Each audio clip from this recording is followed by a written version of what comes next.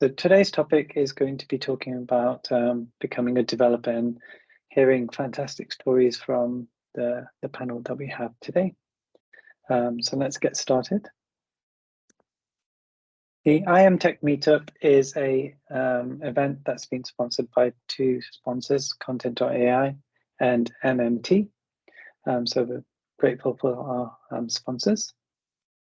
And a little bit about who I am. So I'm Ilesh Mistry. I'm the founder and organizer of Tech Meetup. I'm a senior front-end engineer and a Content.ai MVP. All of this stuff is going to be recorded, and should you want to kind of view it back later on, you can subscribe to my YouTube channel using the QR code on the right-hand side. And I've got contact details on LinkedIn, Twitter, etc. as well. So means you can do that as well. The Tech Meetups are generally front-end driven topics, and we try and really try and use any topic that we have that works well with the front-end technologies out there. And if you want to kind of know more about these or future meetups and things like that, or want to talk in future ones, or know someone that you would recommend, then please follow myself on LinkedIn or Twitter, and then get in touch, and I can try and fit a program around those particular sessions. A little bit about sponsors. So Content.ai are a headless CMS that enables organization to be governing, basically controlling things that you can deliver content in standard experiences now and in the future, allowing different applications and platforms out there. You can, register with them with the 90 days trial using one of the QR codes there, but they also got like a Discord channel that you can join and join fellow developers and talk about the product. They are recruiting, so if you're looking to change careers, obviously you're joining this Tech Meetup for some aspects of switching careers, but if you're looking to kind of move to a different position, then you could look at some roles there. And then MMT is the other sponsor we have, and they're part of digital change makers. They build platforms and partnerships that empower businesses to realize digital value faster. And if you want to contact them, they've got the QR code there. And they are also looking, and they've got a few locations, also some based in India. So we're kind of expanding a little bit here. If you're interested, then use the QR code on the right-hand side as well.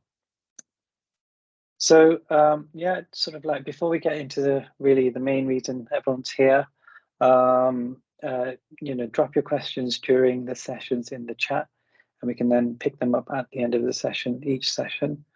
As you can imagine, we are recording these sessions. So if you need to kind of, drop out or come back later, or, have something else to do, then don't worry, we'll be recording it and then sharing the recording later as well.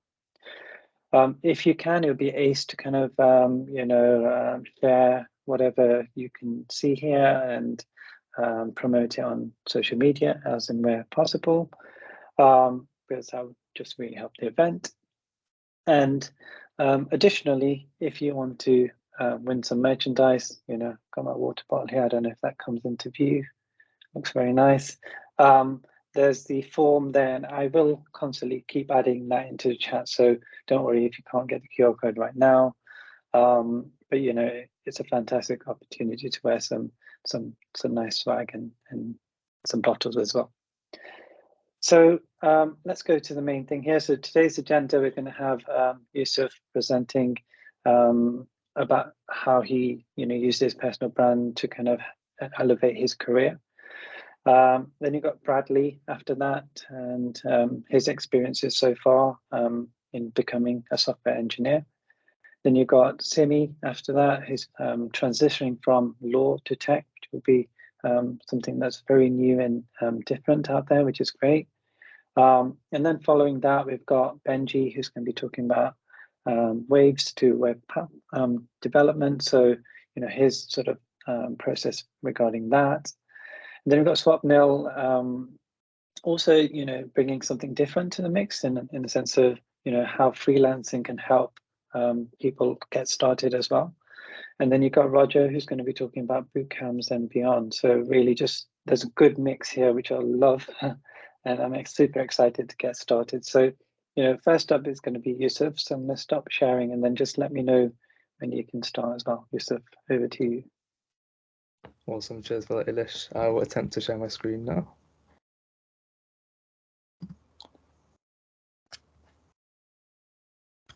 Cool. We can see it. I think everyone can see, everyone can hear. Yeah. Awesome. Cool. Yeah. So I'll be kicking off the talk for the meetup tonight. So yeah, hi everyone. I'm Yusuf. I'm a software engineer, and today I'm going to be talking all about personal branding with the title "Let the Personal Brand Do the Talking." So I'll give you a bit of a background as to like where I've come from in terms of like my career so far. So I entered the industry through like the traditional route of going to university. So I studied computer science at Manchester Metropolitan University. I did that from 2017 to 2021, summer last year. The year before now we're in 2023. And then to actually enter the industry, I got my first job on a part-time basis. So I worked with React Native at a startup during the final year. And then I got hired full-time based off the back of like my performance on a part-time basis. So I had a job like sort of out of university. So that was really useful because it meant that I didn't need to like compete against other graduates. So personal branding helped that as well. So I'll go into more detail on that later. And currently I work at Moonpig. We're a big card company in the UK. I work there as an associate software engineer, and I've been there since December. So yeah, just a bit about where I've come from and what I'm doing now, just so you've got an idea. So that's me in a little nutshell from a career perspective. Cool. So breaking into tech. So I know probably a lot of people on the call are trying to get into the tech industry, and if you've already tried to start getting in, you've probably felt a little bit like this guy in this GIF, a bit frustrated at times. There's a lot of junior or emerging junior engineers trying to get into the industry at the moment, and there's probably not enough roles, so it's quite demanding. It's quite difficult to try to get in at the moment. So there's different ways that you can try and stand out in a different way to your peers. And I guess one of them is personal branding. So hopefully by the end of this talk, you'll have an idea of how you can sort of build up your own personal brand that can help you sort of stand out and get that first junior role. So yeah, just a bit of preface and background. Cool. So I've mentioned personal brand, it's in the title of this talk, but like what actually is a personal brand? Well, I don't know if anyone's seen any posts on LinkedIn or Twitter about this already. I know a lot of people have posted about like the importance of a personal brand, but like what actually is it? I think people can often overcomplicate what a personal brand is. For me, it's just like an online representation of like myself as an individual and my opinions and thoughts on the industry. So yeah, anything that you post online, anyone that you interact with, the way that you're presenting yourself online, and no, not on your personal Facebook or Instagram, but having like a separate profile dedicated to the industry that you're looking into, in this case, tech. So that's like what I'd define as a personal brand, like just an extension of you, just online. So putting yourself out there and networking with other people, putting your thoughts and opinions out there, that sort of thing. So that's my very loose definition of a personal brand, but hopefully it's enough to kind of understand the rest of the contents of the talk. Cool. So I've split the talk into two parts. So first I'll talk about my journey in tech using personal branding to kind of like set the scene, I guess. And then towards the end, I've compiled a list of like tips that can be used for your own journey into building a personal brand. So yeah, let's kick off with that.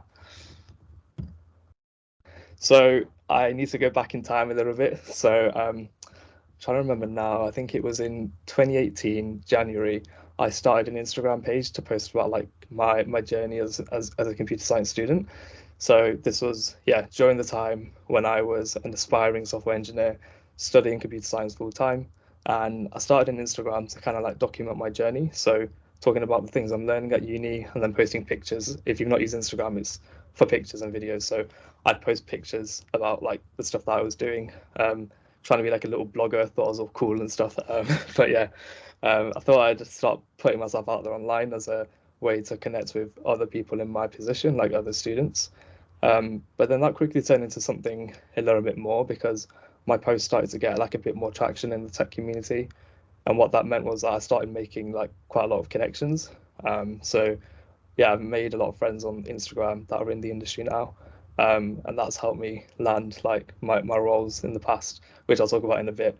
But yeah, that's kind of where it all started. So I started posting about like my studies and like what I'm interested in from a tech perspective. And then I quickly moved that onto LinkedIn. So LinkedIn was a bit more recent, probably like three years back now. So I used sort of what I did on Instagram and kind of copied it onto LinkedIn. So posting again sort of the sort of things I'm learning and doing in my own time or at university.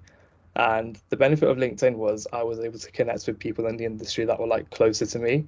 Whereas in Instagram, it's like it's kind of a worldwide reach platform. But with LinkedIn, it's quite easy to connect with people kind of closer to you. So in your country, for instance, so then that can be a bit more useful for your job hunt. But yeah, I basically kind of copied what I did on Instagram onto LinkedIn, and it's proven to be really beneficial. So that was the first part of the journey. The next part was actually posting about asking for some sort of help to find a role. So this is a really old screenshot. So it's just 9 months, but it's been like 2.5 years or something since I posted this. But basically, to summarize that post, I put a post out there seeing if there was any potential part-time roles going. Now, I tried to look on job boards, but honestly, like looking for a part-time job in the industry is like really difficult. So I knew that this was going to be one of those needle in a haystack moments. I didn't think I'd get any traction or any leads from this post. So it did get a few likes and comments, which was cool, but it got one reshare in particular by somebody that I connected with on Instagram. So his name is James Bedford. I connected with him much before I joined LinkedIn, so he already knew who I was and what I was doing at university and stuff. So we naturally built up like a relationship like that. We became friends, and yeah, we'd speak all the time, and he'd see my posts. So then he shared it to his really big network, saying that I'd be an asset to anyone, which was really, really sweet of him at the time. And the reason he's got a massive network is one, he's like quite esteemed in the industry. He's worked at big companies like Monzo as an engineering manager. And he also blogs a lot online. So he's kind of built up his own reputation, and he was able to kind of share my little post with, at the time I had like 300 connections and opened it up to thousands more people. So him resharing that was a massive opportunity for me. And before I carry on, just a quick just a quick plug for James. He does a lot of writing and blogging online. So if you visit that link, you can read a bit more from him. Yeah, I've personally benefited a lot from James's content in the years, and it's definitely helped me become a better engineer. So I recommend like following him and adding him on platforms and visiting his blog on that link. So yeah. So on that particular post, so on this one, there was a comment left by my old boss, who basically said that we like to work with part-timers. So he basically said that they work with React Native, Expo, Netlify, TypeScript. And I can't lie, at the time, I did not know any of that. The only thing I knew was like React. So similar to React Native, but that was it. So I wasn't very confident with this lead, but I thought I would just shoot my shot anyway. So what I did off the back of this was I sent a direct message to Tom explaining the fact that I'm a university student. I've taught myself React. And I think I might be a potential good fit for the role. And yeah, he got back to me pretty instantly and set up a call on the same day that I messaged, which was daunting. So yeah, it was just what I thought was going to be like a basic introductory call, which ended up actually being the like interview because that's how I got the job. But I thought it was going to be like a 5 minute catch up just to talk about what I messaged. But turned out to be the interview, but it didn't feel like it. I had no idea. So it was a random September. I was doing my degree. It was a random afternoon. I had no worries because I didn't think this was like the interview. So I got on the call with Tom, and he asked me about my degree, languages I'm learning. He didn't really ask me like super in-depth tech questions like you would in like a traditional interview, but he just asked me like what I think about certain technologies and how I'd approach certain problems. But it wasn't like in an interview style, like it felt really casual. So we spent half the call talking about like myself, and then he started talking about at the time they were called App Sapiens, so their business, so what they do, how they work as a business and such. And then at the end, I got asked to send over some code. Now I started to panic a little bit at this point because I thought I don't have that much code because I'm still a university student. But thankfully, I was uploading a lot of code onto GitHub, so I do a lot of online courses, and any code that I wrote in courses, even if it was part of the instructors, I'd still upload it and just like write in the README like this is part of a course. And then if I extended any apps that I saw in a course, I'd say, oh, this is the part that I did myself. Just try to really document as much code as possible in my journey, even if it was like really basic. Yeah, everything's valid, so that definitely helped. I guess to end the story, 2 days later, I got a call being offered the job on a part-time basis. So yeah, I was able to leave my retail job, join the startup on a remote basis, and continue finishing my degree and working part-time. And yeah, that was like the sort of success story of getting my first job just through like personal branding. So yeah, I was pretty chuffed and wasn't really expecting it, to be honest.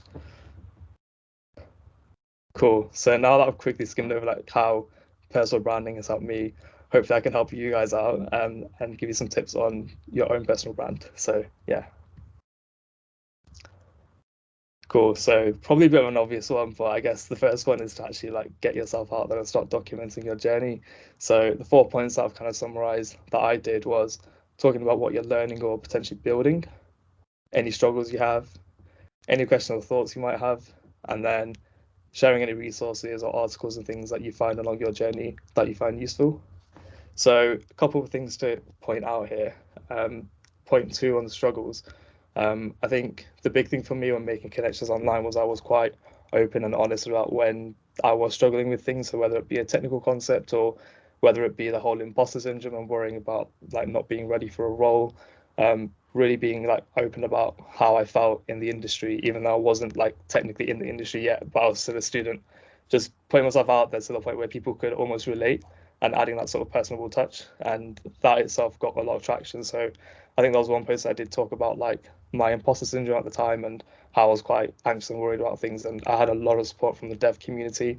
That post kind of almost blew up a little bit and got me a lot of the connections that I've got today. So yeah, don't be afraid to like just talk about how you're feeling as an individual. Like it doesn't need to be like super robotic and I don't know, like copy paste. I don't know how to explain it. Like it doesn't need to be like super scheduled, and yeah, just post on the fly. You don't need to be like posting at X time on X day. Just post as and when you feel is relevant, and yeah, just be your whole genuine self. Another point I wanted to call out here as well is questions and thoughts. So on LinkedIn in particular, comments are weighted quite highly in terms of like the algorithm. So you could have like 2 likes, but if there's loads of comments, it's gonna get like surface on people's timelines. So like I don't know if you've seen yourself, but you might have seen like you'll say so and so's commented on a post and it will bring up the entire post. Even if they're not liked it, you're probably gonna see that they commented on it, and that's a good way to kind of like yeah, get your name and face out there. Obviously like good questions and thoughts, not one to tarnish your reputation, but yeah, that's another point I wanted to call out there. So yeah, that's my first tip. Just get yourself out there and start posting, I guess. The next one is more about the connection side. So it's all well and good to be posting online, but if you're not really interacting and engaging with other people, then you're going to struggle to kind of get the benefit of posting. So as much as you'll post, it's also very good to sort of interact with others in the industry. So could be people in similar position to you, could be people that are like higher level, whatever it is. Start liking and commenting people's posts that you find interesting, and naturally they might start interacting with your posts as well, and then that's just how you kind of become friends, because you'll end up like interacting and seeing each other all the time online, and then you naturally build up that sort of connection. And yeah, that's been the biggest thing for me, like knowing James, right? That was because we both used to post on Instagram and see each other all the time. So there was a period of time where I didn't really know him, but because we'd constantly be posting and seeing each other on each other's timelines, we just naturally start to talk. So yeah, it's a really good way to like elevate your personal brand, I guess. So yeah, this isn't really like personal branding specific, but it was part of my journey, and I think it's almost like an extension of the personal brand. So any way that you can almost document your code is a great thing. So for those that don't know what GitHub is, it's an online place to basically upload your code. So much like Instagram is for photos, GitHub is for code. Not that it's very social though, but it's a way to kind of like document any code that you've written. So even if it's like a project from your bootcamp or a really small React app that you built on your own, like it's all super valid. And what's nice is you can actually go back and look at it like once you've got into the industry. So like this is a really old repository of mine from 2020, I think. So like you can see the dates like 3 years ago. But it's nice to kind of look back on the things that you've done and see how far you've come. So in that sense, it's also good. But no, it's really good for employers because they'll see that one, you know what GitHub is and what source control is, even at a basic level. And two, it shows them like, yeah, that you are doing some coding, which is always good. Writing blog posts. Yeah, this is one that helped me quite a lot in multiple ways. So when I was sort of learning JavaScript and React, I used to like write blog posts about like the concepts I was learning. So that content's definitely been out there before. Like I'm not being like new and unique in the stuff that I was writing, but it meant that I was able to learn how to reflect on things I was learning and articulate it in a written form so that other people can understand. And that itself as a skill, like aside from like writing code, being able to like write in plain English about what you're doing is really, really useful, especially when you need to like write documentation on the job. So if you're able to like articulate your thoughts and what you're learning, can be really useful in the industry, and it's definitely a skill that you can show off in the interview process. Another thing as well is if employers see like your blog post before you even go to the interview, they'll kind of get a flavor of you already, and they'll kind of feel like they already know you, even though they don't. So that's another sort of general personal brand perk. Like I've been at meetups and stuff where people recognize me and they kind of like know me, but they don't because they've not actually met me. But it's almost like an extension of yourself. So it kind of like does the talking as such, as my title says. So yeah, there's that as well. This is a good thing to do. And I mentioned a couple of platforms as well. So you don't need to go and build your own blog. That's hard. You can if you want, but I mean to start, there's platforms already out there that you can leverage. So like Dev2 and Hashnode. I started on Dev2 like 3 years ago and started writing there, got some traction on there. So yeah, use what's already out there and don't try and reinvent the wheel if you don't want to. So yeah, that's another tip. Attending meetups in person. So yeah, a lot of what we've been talking about is like online. Especially the time period that I mentioned, it was locked down and you couldn't actually go out and do stuff, so it kind of suited me. But we're now fortunately in a place where meetups are actually happening in person too. Well, in my city anyway, but I'm sure they're happening everywhere. So if there's any tech meetups going on, get yourself out there, network with people in person, and yeah, share your LinkedIn details or Instagram and whatnot. Yeah, I think a lot of the connections I've made at meetups have also been super useful. And because you've met in person, it's like an even stronger bond and connection because you've already like interacted in person. So yeah, if you're shy, like build it up slowly. So I remember when I went to my first meetup, my goal was like just to attend. Like I wasn't going to force myself to speak to anyone. I was going to just go and attend, sit and listen to the talks and come home. Like that was my first goal. I did that. Then I went to another meetup. I said, right, I'm going to just talk to one person. Like, I'm going to initiate a conversation with one person. Now, I'm quite an introverted and shy person, so doing that was like daunting. But if you slowly build it up and don't push yourself too hard, you'll naturally get to a point where you're going to meetups and you're feeling like quite confident. So yeah, that's another tip as well. Cool. I think that's the end of my talk, which is quite quick, but I think that's everything that I wanted to talk about. So yeah, hopefully you've seen the benefits of having a personal brand and learned at least one new thing today. If you do want to reach out to me, my Instagram and Twitter handle is at Yusuf, and my LinkedIn is that link. But yeah, if you just search my full name, you'll find me there as well. But yeah, I think that's everything from me. Are there any questions? Is my question now. Yeah, if anyone has any questions, please share. Oh, here we go. Got a few here. So, are there any common mistakes to avoid when building your personal brand? That's a good question. That's a really good question. I think my honest opinion on this is don't post for the sake of posting. Because sometimes I've come across people that are posting, and you can tell they're just posting just for the sake of it. Like I don't feel like I'm gaining anything from reading their post. So my advice is just post intentionally. Like if you've got something to post, put it out there. But if you feel like you're getting to a point where you're posting just for the sake of putting something online, then maybe don't put it out there. So that's one thing. I think that's the main thing, to be honest, is you want to be as your genuine, authentic self as possible. So even if that's posting once a month, that's better than posting every day, but then those posts not really being relevant or useful to people. So that's my main advice there. Thanks. Josh, I think you got your hand up. Hi there. Thank you so much, Yusuf. That was really lovely to hear. My question, I suppose, is whenever I try to sort of get any engagement online or with whatever it is, it's kind of understanding at what point it will gain traction or what kind of consistency is needed to kind of reliably build it up. I was wondering if you could tell me a bit about your experience with that. Yeah, sure. That's a really good question. Yeah. So when I first started posting on both Instagram and LinkedIn, I'd get like 0 likes. So it's like it's really hard to tell like when your post will start to get traction. I guess it kind of happens almost randomly, like because it could just be one person that's like quite big interacts with your post. So let's say on LinkedIn, somebody with 1,000 followers ends up liking and commenting on one of your posts. That itself could be the thing that gets you a bit of an audience. So it kind of happens almost spontaneously and randomly, but you kind of won't know until you keep putting yourself out there. But I guess one way to speed that up is if you interact with other people as well authentically, they're going to probably come and interact with you as well. So if you do a bit of both of your own posting and also engaging with people, you're more likely to kind of slowly build up that traction, if that makes sense. Amazing. Thank you. Yeah, no worries. Cool. Are there any other questions for Yusuf? I just want to add one extra point to what he was talking about, in the sense that, when you're on these social media platforms, and I was really sort of like amazed that Instagram actually got you to where he got to, because Instagram is normally not what I would consider a platform to do that. And it's great to hear a story that's actually been successful to do that. But when it comes to like, showcasing or talking about or putting something in the social medias, nothing is going to be wrong.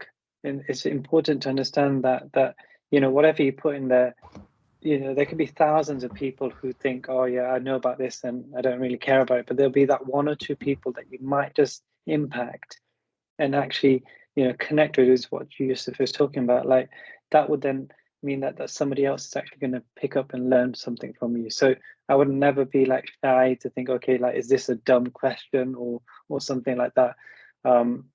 Totally agree with Yusuf in a sense of saying, like, don't put it for the sake of putting it. But, if there's something that you feel like, you want to find out or reach out, don't feel that, you shouldn't need to do that or feel afraid to do that. Yeah. And then we've got another question in the chat from Josh. Is it important to find specific online communities, user groups for your posts, or do hashtags push your reach enough alone? That's actually a really good point. I'll be dead quick because I know I'm kind of out of time. But if you post on your normal feed, but then also join groups just as a separate thing. So like, I think on Twitter, there's like 100 days of code hashtag. So you can post on there and then find other people in a similar boat to you on there. So you can connect with people like that. LinkedIn, there's actual like groups that you can join, but then you can post on your own feed, join these groups and sort of introduce yourself, and that can help. So yeah, I hope that answers the question. Brilliant. Any more questions for Yusuf? If not, obviously he's got his contact details. Get in touch with him. I've seen quite a lot of journey from him. In the early days, I think we connected like a couple of years ago, and I've seen a lot of him. A lot of growth from that side. So he's done really well, and great presentation. Thank you very much. Cool. Okay, so next up we've got Bradley. I'm going to share his journey as well. So Bradley, just let us know when you're ready. Yep, let me share my screen 1 second. Fingers crossed this works Awesome. properly.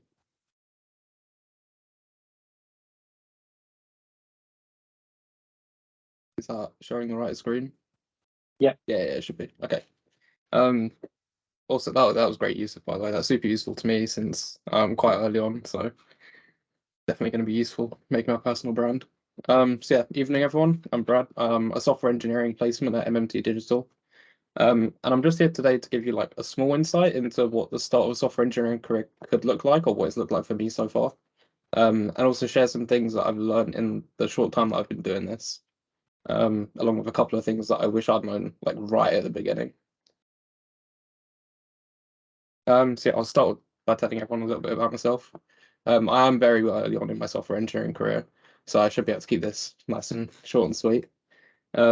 I'd say my journey in software engineering started when I began to study computer science in my GCSEs. Initially, I didn't pick the subject because I wanted a career in software development. I just kind of enjoyed using computers and I enjoyed programming. But I didn't really think too much of it. But then by the end of the GCSE course, I felt like it did make sense to take it a little bit further. That was my first taste of the world of programming, I guess you could say. As you can probably guess, based on the fact that I'm here today, I did enjoy it very much so. Um, I then took it as one of my A levels, where I built my first from the ground up project, and I then decided to continue my studies towards a degree in computer science, which I'm doing at Loughborough University at the moment. I'm going to be starting my third year in October, but I decided to do a sandwich year placement in software engineering, and I luckily got the position at MMT Digital. So I knew fairly early on into my A levels that I wanted to pursue a career in computer science in general. But at the time, I wasn't exactly sure of the career path I wanted to, like the exact career path that I wanted to go down. But there were two sort of educational routes that were kind of not forced on me, but I was encouraged to follow. I did end up going down the degree route, continuing my formal education there, doing computer science, and I did gain a lot of general knowledge in computer science. I haven't utilized most of the learning yet, but I'm sure I will in the future. Initially, I wasn't going to take a gap year, but then as soon as I realized how important it'd be to have the extra year of job experience before I went into the job market, I'm definitely glad that I did take placement. Yeah. The other route I was considering going was getting an internship. I know quite a few people have taken internships and finished them now. Most multi-year internships come with a degree at the end. They also give you quite a nice bit of job experience, especially when you compare it to a 3-year degree, especially if you don't do a placement year. And from what I've heard, they also provide you with more specialized skill sets, since you tend to be going into one sort of area and then doing like a full, not 3 years, but spending a lot of time in that 3 years actually working on genuine projects instead of just university coursework and whatnot. But they're especially useful if you know which sort of area of software engineering you want to go into. But at the time of choosing, I didn't know, and I still don't know 100% know, to be honest. But yeah. So what I've done so far, of course, I was coming fresh out of my second year of uni when I started my placement and started my software engineering career. So there were likely to be some gaps in my knowledge that I had to fill in order to be productive, really. I spent some time doing training, which helped me get up to speed with agile workflows, which are being increasingly adopted by DevOps teams across the industry. And I then got put onto my first personal project. This was probably the most overwhelming part of the journey so far for me, because up until then, I'd only done almost exclusively solo personal projects where everything in the code base was made by myself. So coming into an existing project with years of development already like set in stone was completely new to me. And so the first thing I had to do was try to familiarize myself with a new code base, which was a struggle in itself. I do like to think that I managed to get along decently, but yeah, then I got my teeth into some actual work. I've been on project work for I think around 5 months now, and it's possibly been the most fruitful learning experience I've had so far in my journey. So a few things that I've learned in the brief time that I've been working as a software engineer. One of the things that I realized quickly was that my degree wasn't really the be all and end all. I know if you're looking to get into software engineering later in life than I did, or you're looking at changing career paths, this could be a concern. But a large chunk of the knowledge I gained in the first 2 years of my degree hasn't really been necessary all that much yet. So if you're looking at getting into software engineering, I think one of the best things you can do is learn the fundamentals of one or two of the more commonly used languages. There's a bunch of courses online if you're looking at that sort of learning. There's Udemy, Codecademy. There's honestly too many to count at this point. But they often help you build an understanding of not only the intricacies of each language, but they also let you build your problem-solving skills, which are going to be necessary during the job. Like that's probably the most important skill that you can have. Secondly, especially on a new project, your team is going to be your best resource. Speaking from my experience, poking around the code base at the start without direction left me way more overwhelmed than it should have. If I was to go back, I wish I would have asked more questions, not just during the onboarding, but when I started to get my teeth into some work. It doesn't just help you fill your gaps in your knowledge faster, but it also helps you build rapport with the people that you're going to be working with, and you get your answers quicker. It's just a win-win, really. And then secondly, ChatGPT. Okay, so I put this in as a bit of a joke, but in all seriousness, it does have the potential to be a really useful learning resource. It can save you a lot of time, especially I'm sure many of you have spent hours on Stack Overflow just crying, looking at the comments left by different people, or just like scouring documentation and not being able to find what you need. Obviously, don't treat it as gospel, because it can be a bit iffy sometimes, but do give it some consideration as an alternative learning tool, because it is relatively useful, I'd say. So yeah, that's pretty much it. I told you I'd keep it short and sweet. Thanks, that's all from me. If you do have any questions, feel free to give me a shout. I'll be more than happy to answer any that you may have. Awesome. Thanks, Bradley. So we've got one question, which is, which subject, topic, skill was the most valuable you learned in university that you could already utilize in your professional career? Correct skill. Probably the one team project that we did, mainly because I feel like communication when you're working as part of a team is paramount. And I think if I'd worked in teams more during my initial uni projects, I would have come into the projects I'm working on now and been more comfortable with just asking people questions, and it would have sped up like the process of me getting gelled into the team and understanding what's going on, really. So yeah, I'd say 100% communication skills. Nice. If there's any other questions, please do shout out. But I've got one here. Obviously, you're going to the placement year. What's kind of, I know you mentioned one slide about it, but what's kind of opened your eyes you didn't expect, and what learnings can you share from that? What didn't I expect? Honestly, I didn't expect. I'm not sure if this is just the place I work at the moment, but I didn't expect everyone to be so relaxed. I thought I was going to be going into it. I had a massive case of imposter syndrome when I first started. And I felt like that wouldn't really end because I felt like everyone was going to be very much in the know. And what's the best way to explain it? I think I was just surprised at how welcoming everyone was and how helpful the team that I was working with was, especially. I think it just echoes again one of my points, which is that your team are your biggest resource, really, because they've helped me so much during the time that I've been there. That's great. Yeah. Any questions for Bradley?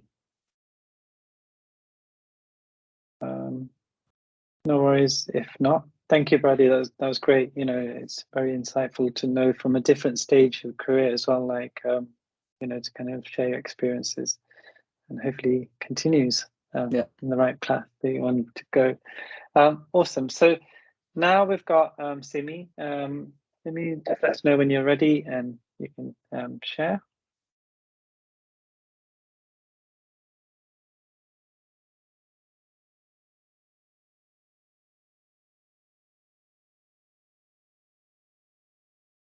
Not sure if you're on mute.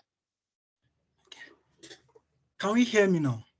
Yeah, I can hear you. Yeah. Hello, everyone. So I'm just going to take a minute to share my screen.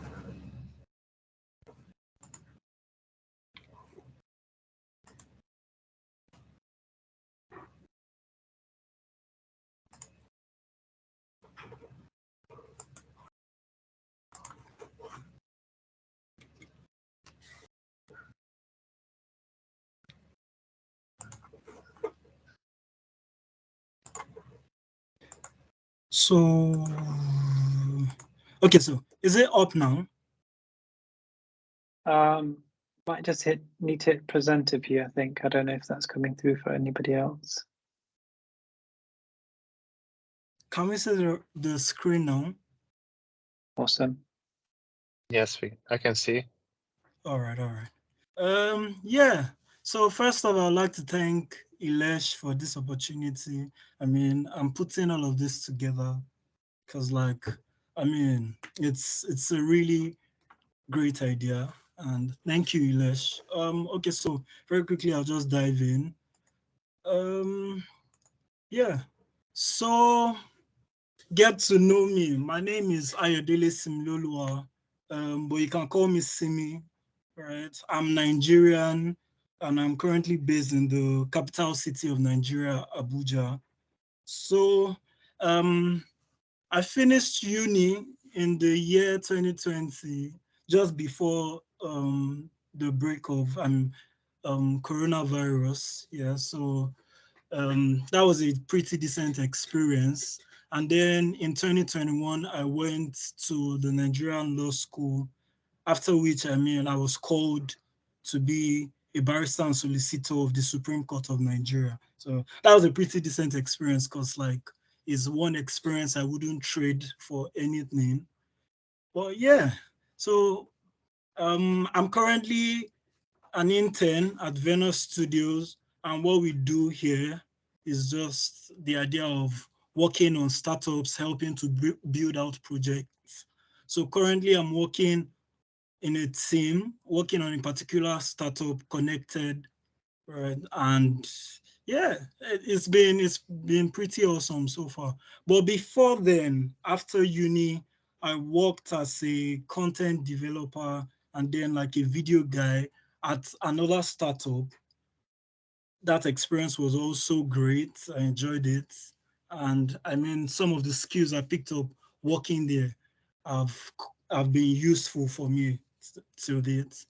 And then, yeah, some of the skills I've been able to pick up so far, JavaScript, then React, and data analysis, which is kind of like somewhat a different twist, just because after I finished law school, I already knew that, okay, I didn't want to practice as a lawyer. And I had at the back of my mind that I wanted to get into tech, but getting a job wasn't forthcoming at the time. So a family friend spoke to me and then encouraged me to take up a boot camp in data analysis for 5 weeks. And it was a pretty great experience because learning something outside of what I was used to gave me some sort of insights which I can say that will prove very useful on my journey. Yeah, so that's just a bit of getting to know me. So I would move on. Yes, photo session. So these are some of the pictures from my call or when I became a lawyer. And some of these pictures remind me of really great memories that I would forever cherish because, like, seeing the smiles on the faces of the people that care for me, my parents, was a really great thing. I mean, my parents had sacrificed a lot just for me to get to where I am. And ultimately, I did that, completed that phase of my life for them. So I would forever be grateful to them. And then some of these other pictures, I mean, from when I became a lawyer, essentially. So yes, I just thought that would be great to share. I'm going forward, getting into tech. Now you might be wondering that, okay, I mean, I spent 7 years of my life trying to become a lawyer. All right. So you would essentially think that after such a long period of time, I would certainly want to practice. But I had doubts along the way, just because like at certain periods in time. Sorry, Simi, Yeah. just one thing. It looks like the screens are frozen. Can we just double check? Yeah. Okay.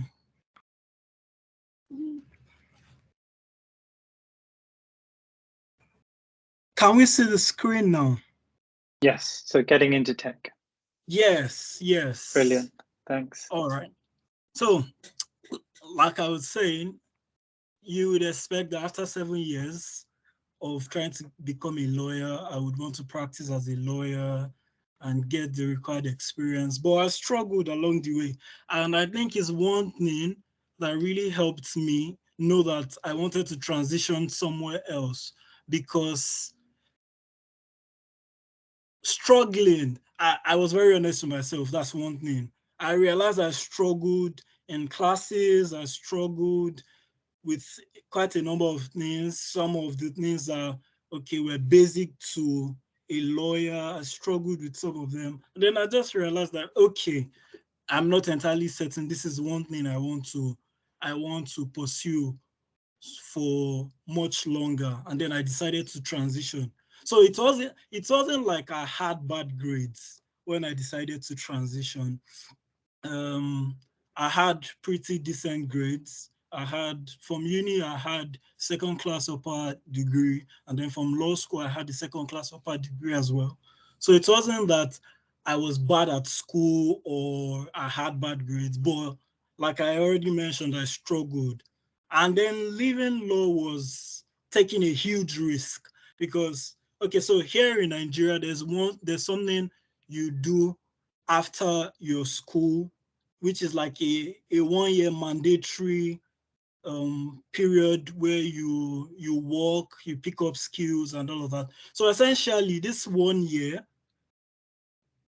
I'm currently in that period, and this 1 year, it's like the time where if you ask any lawyer, this is the perfect time to get your skills up and then just get certain experiences. And then, I mean, it's a period where you can explore in the field or in your said industry, and then nobody will really hold you accountable because, I mean, it's a 1 year free time to just know what exactly you want to do. Right. So leaving law for me was taking a very big risk because after this 1 year, if I decide that, okay, I want to practice as a lawyer, right? That particular decision, I mean, going to any reputable law firm, you would be asked that, okay, your 1 year mandatory service, why didn't you practice as a lawyer? Right. So it's a really big risk and a huge step for me.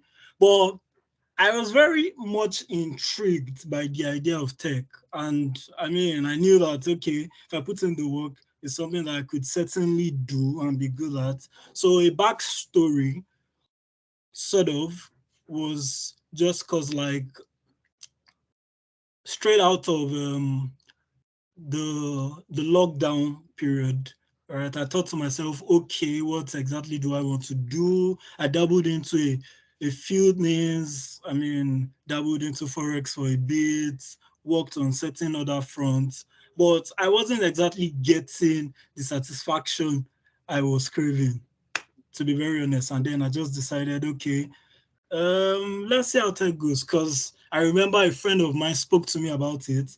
Then he was like, yo, get into tech. Tech seems great. And I mean, just because like Nigeria is just catching up to the scene for tech, like it made sense to just get into tech. And then I was fascinated, spoke to certain people that were already in the industry, and then everybody saying, get into tech, right? And then the one thing that really did it for me was just the idea that I didn't have to go to school to acquire like the relevant skills or like the background needed to get into tech. So that made me very intrigued. And then I just thought about it that, okay, yes, this is certainly a great thing. And then from a much younger age, I remember that I always wanted to build technical skills. I think in my first year at uni, I had this small computer then, but used to lag, used to hang, right? And then one time I tried to install, I think, Java at the time. And then I remember my computer crashed. And then I was heartbroken, but this is just like how I'd always wanted to build up technical skills, right? So, I mean, thinking about all of that, I decided, okay, yes, I think I want to make the switch. Now, some of the motivating factors for me to to actually make the switch was the idea that I felt like I needed to be able to do things on my own term. Right? I felt like I needed to be able to control my time because, like, I'd seen how like a typical 9 to 5 person works and how, I mean, if you stay in Lagos at the time, I was staying in Lagos, Nigeria, which is like one of the busiest cities in West Africa. And then if you stay in Lagos, going to work 9 to 5, I mean, sometimes you get back into your house at 10 p.m. just because of heavy traffic. And that certainly wasn't something that I wanted to deal with. And then at the time, like, I just felt like it wasn't great for my mental health. It wasn't great for my physical health as well to dabble into all of that. So, I mean, that helped take that step. And then the idea of working remotely, knowing that I could work from anywhere in the world and I mean, I could still get work done was something that really, really, really, really caught my fancy. Because I've loved the idea of, okay, working as a digital nomad, moving from place to place and working. So the idea that that could be done in tech was mind-blowing, to be very honest. And then some of the stories I'd heard from other people, I had friends, I had family who were in tech and were doing great. And then all roads were just pointing to the fact that, okay, this is really something that you could consider and do well in for yourself. So, I mean, some of these things, some of these stories just helped me like take that step. And then I think this is one part that a lot of people don't really talk about just because like, I mean, people don't essentially like to talk about money and all of that. But like, I mean, from all the stories I'd heard, there was like a really great earning possibility. And I mean, who doesn't want to earn well, right? So I feel like that's one thing that also, that can really be like a great drive because knowing that, okay, if I get into this thing, I do it right, I get a great job, I could be doing really well for myself and my family as well, right? So the possibility that I mean I could earn good from tech, right, was a no-brainer for me. And it's not like working as a lawyer, you probably won't earn well, but like in Nigeria currently, working as a lawyer, perhaps what a techie would earn in say like a year or two, a lawyer could probably earn that in like say 7 to 10 years, right? And some people are okay with that, but I feel like personally, I just felt like, okay, if I could get like a higher earning possibility, then certainly is something worth looking into. Now on the transitioning front, feel I'm still in the process of transitioning. I think that's one thing I've not mentioned. I officially started my current role in January of 2023. So I'm still in the process of transitioning and it's been half and half, I would say, because on some days it's pretty seamless, on some other days it can be really hectic. So what I do currently where I work is that I was brought on board to implement UI separate from logic. So I mean, down the road, I might look into implementing logic for the UI that I would be implementing. But currently, I'm working on implementing UI, and that seems on some days it can seem really hectic because I'm sure, as most of us will know, like we run into challenges and we get stuck like a lot of the time, and then it can just be hectic. But one thing I try to do is take it a day at a time. I take it one step at a time, knowing that okay, this is a it's not something that I'm looking to do for short term. And I think someone said to me at a particular time that, and this is something that, I mean, just gave me some sort of insights that, I mean, if you're looking to do something for a long term or looking to do something for a stretch, it doesn't exactly make sense to rush it, because like you need to build proper foundations, and it's only on proper foundations that you can move forward. So I try to take it a day at a time. I try to take breaks as often as I can, especially when the headaches start to kick in. So I try to take breaks as often as I can, and that has helped so far. So yeah, the journey so far, like I mentioned already, I'm 2 months into my role.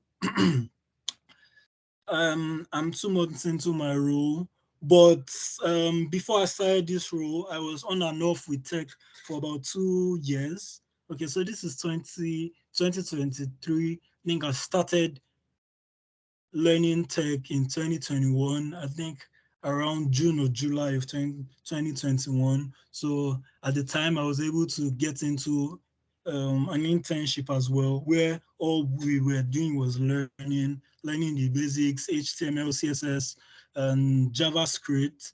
And at the time, no frameworks included, no libraries, just learning vanilla, pure HTML, CSS, and JavaScript. And I did that for about two months, after which the internship had to stop for certain reasons that were not disclosed to us. And then there were also some family emergencies, which, I mean, took me away from learning, and I couldn't exactly focus on learning. Right, I couldn't exactly focus on learning. So fast forward to say September, October, that's when I worked in the startup as a video guy or like a videographer and then a content developer.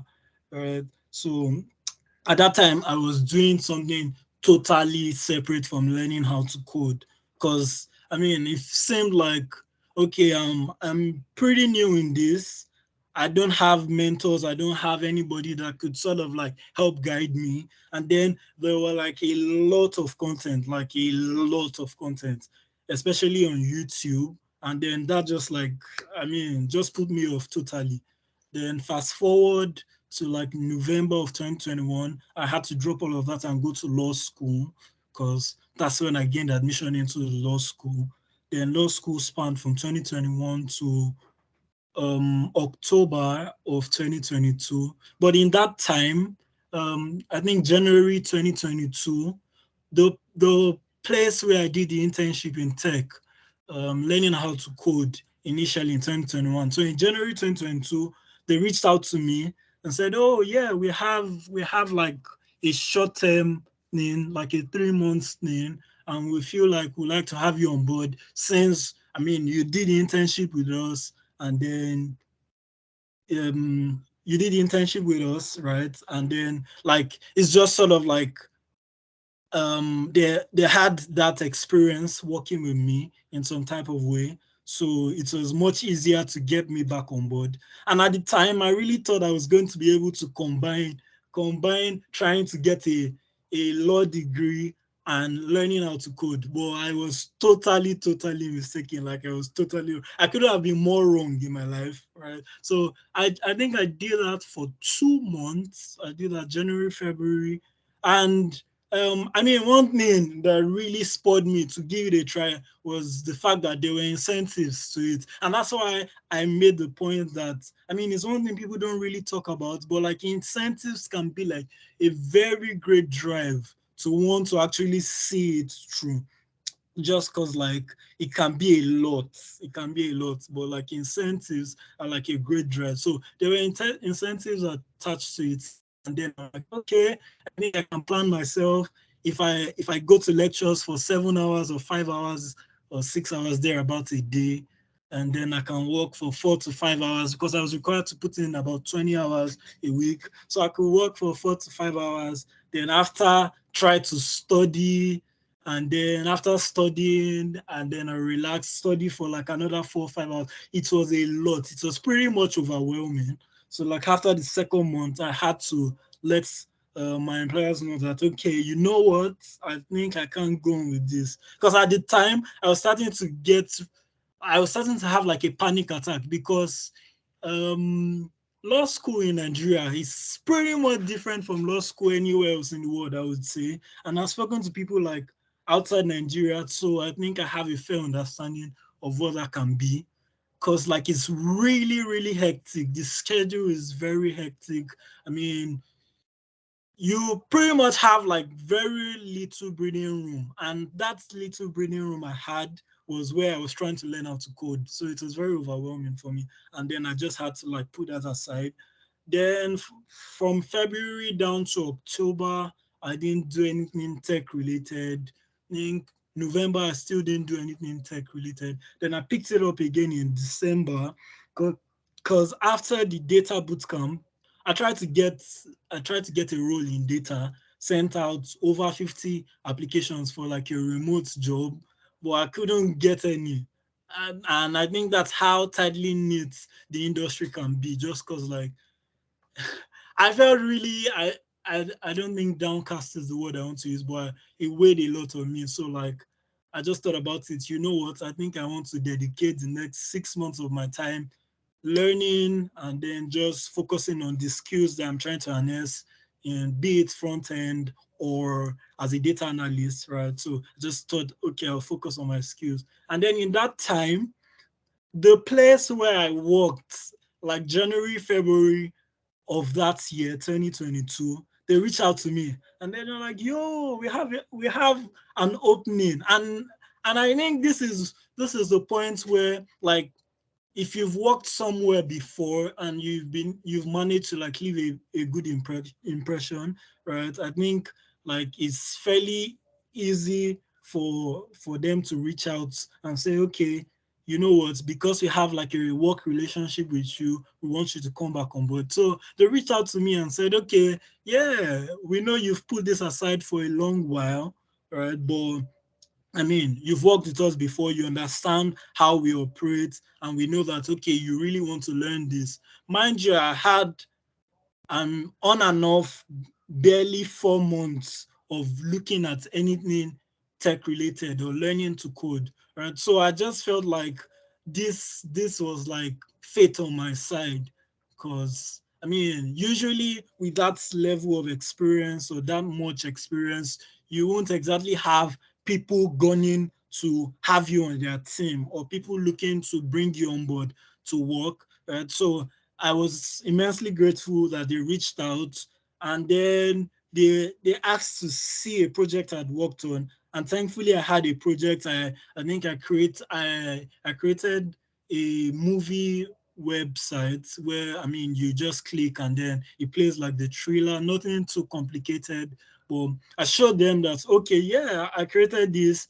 And I think I created that at the time using vanilla JavaScript. So I created this using vanilla JavaScript and it looks okay, nothing complex. And then I remember the person I spoke to was like, I think this would do. And he was like, oh yeah, thank you very much for showing me this. Because I mean, it just helped to reinforce the fact that, okay, this person has some level of skill, right? And then fast forward to now, I'm 2 months in the role, and I can say that it's been a great journey all round so far. And then yeah, goes the I think the second point is I get stuck from time to time. And I think I alluded to this earlier, just because like it's not the easiest thing I would say, especially for someone transitioning from a non-technical background to a technical background. But I think one thing I've been able to utilize greatly is my research skills, which I mean I gained during my span of learning to be a lawyer or trying to get a degree in law. So research skills, which have sort of like helped me so far.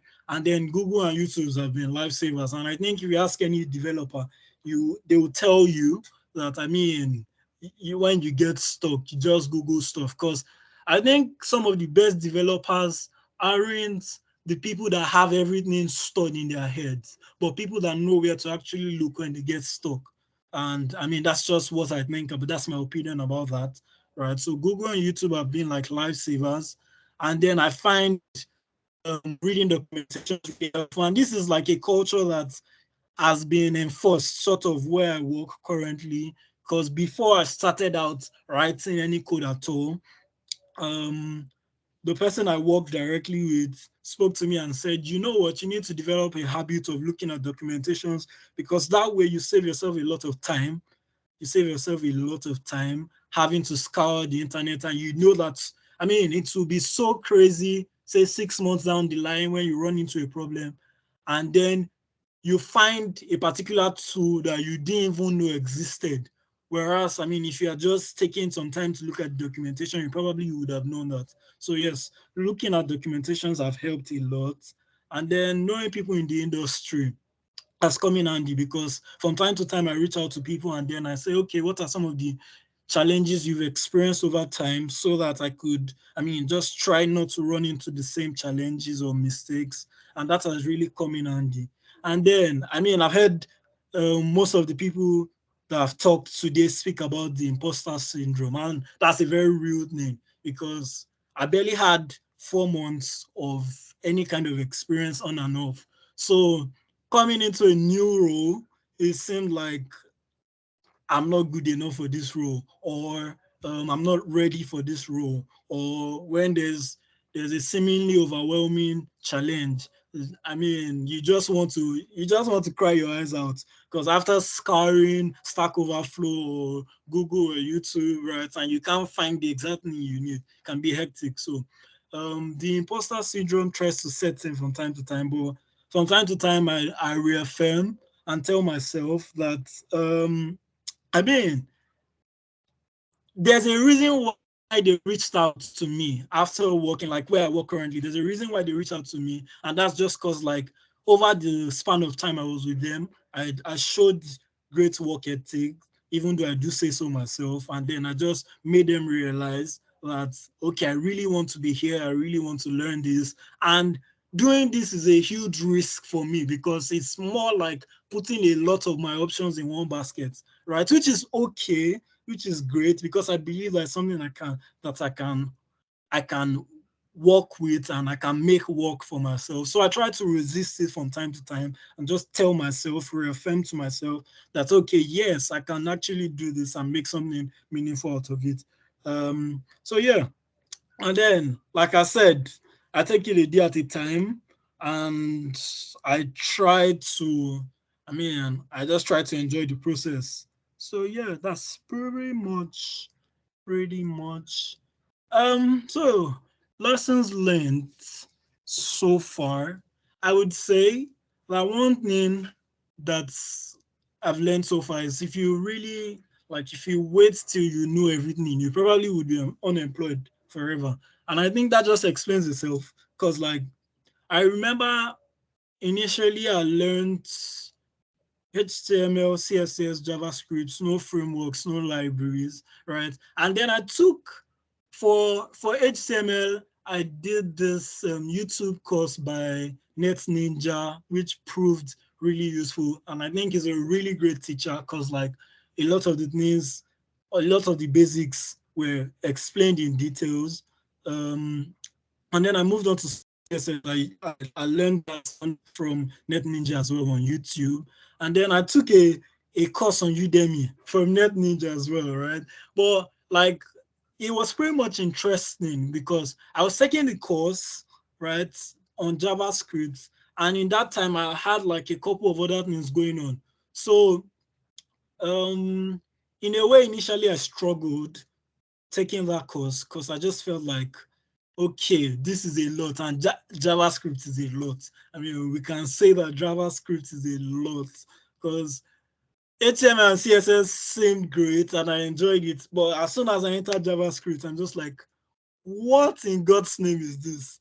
Right? So I struggled with that, right? But someone said to me at the time that, I mean, take the bits and pieces of what you need essentially, right? Take the basics of what you need and begin to do stuff with that. Because, like, I felt like, oh, I had to watch through the entire course to be able to even do a project or start doing anything at all. And then this person said to me, I mean, just look at it and try to implement some of the basics you've learned, and then you can learn on the go, learn on the fly. And then, I mean, that advice just did it for me. Because like in that time, I just said, you know what, I'm going to try implementing vanilla JavaScript and then just try doing a few projects. I did a few projects here and there. I think I did a to-do app. Then I did a couple more other projects that just gave me the understanding of how JavaScript worked essentially, right? And then before I started this role, I had to look into React because I didn't exactly have any experience with React. And then coming into the role, I continued to learn React. So like the learning has just been constant, and it's not like I knew everything to get to that point. So I feel like one thing people really need to understand is if you try to what's it called now, if you try to know everything before you even take any step, then you could perhaps or peradventure just like be where you are forever, right? So that's a key takeaway. Then I think honestly assessing your progress from time to time is something that every person trying to learn how to code needs to do a transition from a particular background to tech, because like we could get this false sense of progress just because I mean you've watched a tutorial, you've copied the code base, or like you have access to the code base and you've copied every code in that tutorial and you've implemented.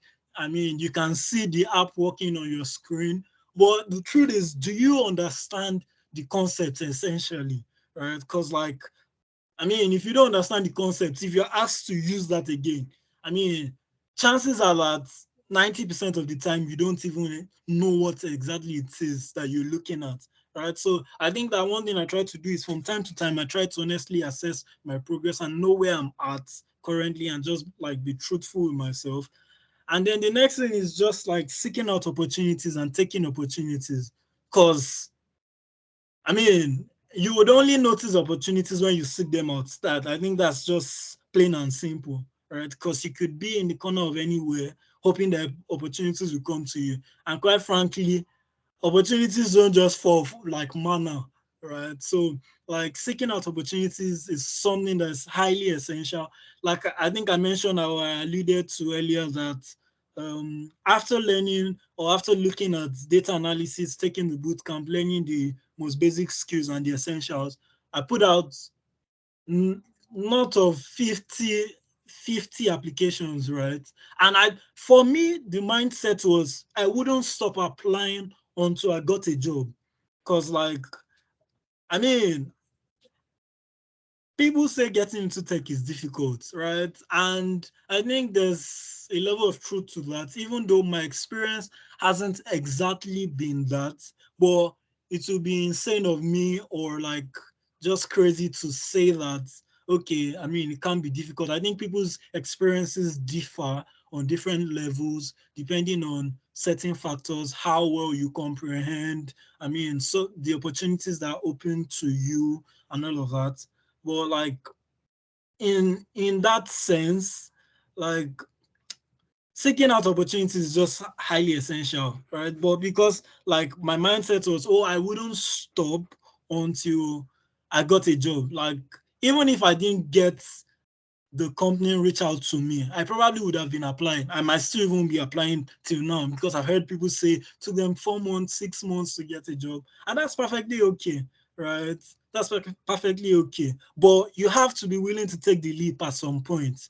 Because if you feel like you need to know everything, like I mentioned earlier, and not seek out opportunities, then you're as good as stuck wherever it is you are. And then leave less in your head. I think this point is very fascinating because like along the line trying to transition, especially into a place where you know that things change as often as or as quick as possible, right? Today you're using one technology, before you blink, tomorrow another technology has come to replace that old technology. So right, and then like a place where even though in the long run, if you get it or when you do get a place, right, you could, I mean, you could feel fulfilled and just be excited at what you do. But like in the process of getting to that point, it's very easy to get lost in your thoughts. And then the case of imposter syndrome, or just get lost in your thoughts as to how you don't have stuff going on for yourself and all of that. But I think that one thing that essentially helps is having friends and family that encourage you, and then from time to time you can talk to. Because I remember when I was learning how to code, after lockdown and all of that, I was in my parents' house, right? And then like from time to time, they would just encourage me that, you know what, you don't exactly have stuff set out for you right now, but like that's okay. Because I feel like straight out of uni, hoping to get into law school or not, because I considered not going actually, right? But like straight out of uni, right, you're not exactly expected to have everything figured out. And that's okay. That's okay, right? I think we live in a world where skills are highly rated now. So it's okay. I think it's okay to take out 6 months, 1 year to say, oh, I want to learn this particular skill. I want to do this. I want to do that, right? It's very much okay, right? But I mean, having friends and family that can encourage you from time to time, and then just tell you that okay, it's fine, take things at your own pace, and eventually things will pan out, is something that is great. And then, excuse me, the final point is the real work starts on the job, right? I would say that, for instance, in React, like 50% of what I know in React, I learned while doing this particular gig that I'm on, right? I learned 50%. And then having to stay at your screen every day, implementing UI, implementing components, and then you get feedbacks from your team lead just because like this is not fixed properly, this is not in place. This like just a load of comments on okay, how things are not working can be hectic. But the truth is the real work starts on the job. And I can't overemphasize that because I remember speaking to my employer before I started this job. And then I explained to him how or where my skill level was at and how, I mean, I was just trying to build up my skill level. And then he said to me, I mean, you learn on the job. That's pretty much okay. You learn on the job. And I mean, I got the role eventually. Well, just understanding that or hearing him say that okay, you learn on the job, it's fine not to know everything, just did the trick for me. So I think that everyone looking to transition or move from one background to another, essentially that's transitioning, right, needs to understand that the real work starts on the job. Because people feel, oh, I've gotten the job now, so I can relax. I mean, I don't think that's the notion, because like, I mean, on the job, you learn different things. I think one thing I would say is when I work currently, we work with Next.js.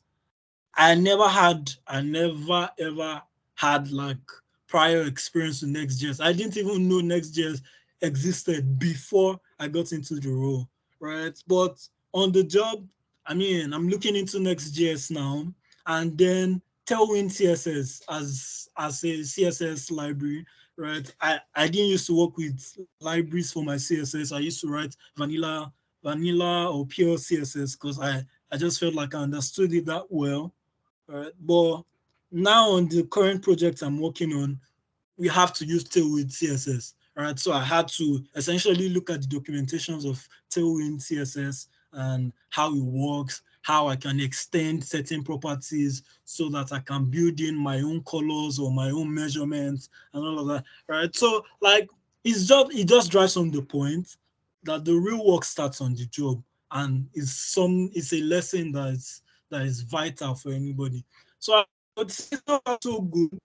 I think the process of transitioning hasn't been the worst thing, to be honest, because I told myself when I started out, if it takes me 2 years to learn, 2 years or more to learn a skill before I land a job, that's perfectly okay, because I'm willing to take that time to learn the skill and know what I'm doing on that skill so that when I do get the job, I would be one of the go-to guys. People that, I mean, they can say in the organization that, oh, you need to get this done, go to see me. right? And that mindset has helped me out so much. And I think that it's something that would still help me in this journey, right? So the process of transitioning has been seamless. It has been great. Not totally seamless, I would say, but I mean, so far so good. It's been all right.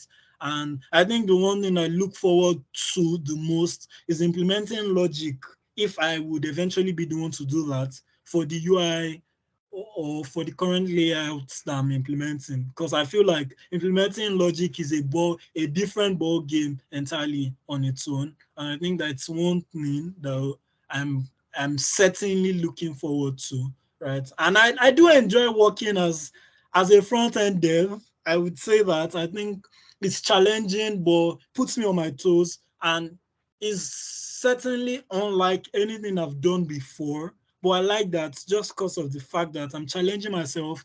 I'm trying to build something sustainable for myself. And then just the thought of living my dreams on my own terms has been like a great motivation. So yeah, that's pretty much it. I would say thank you for listening.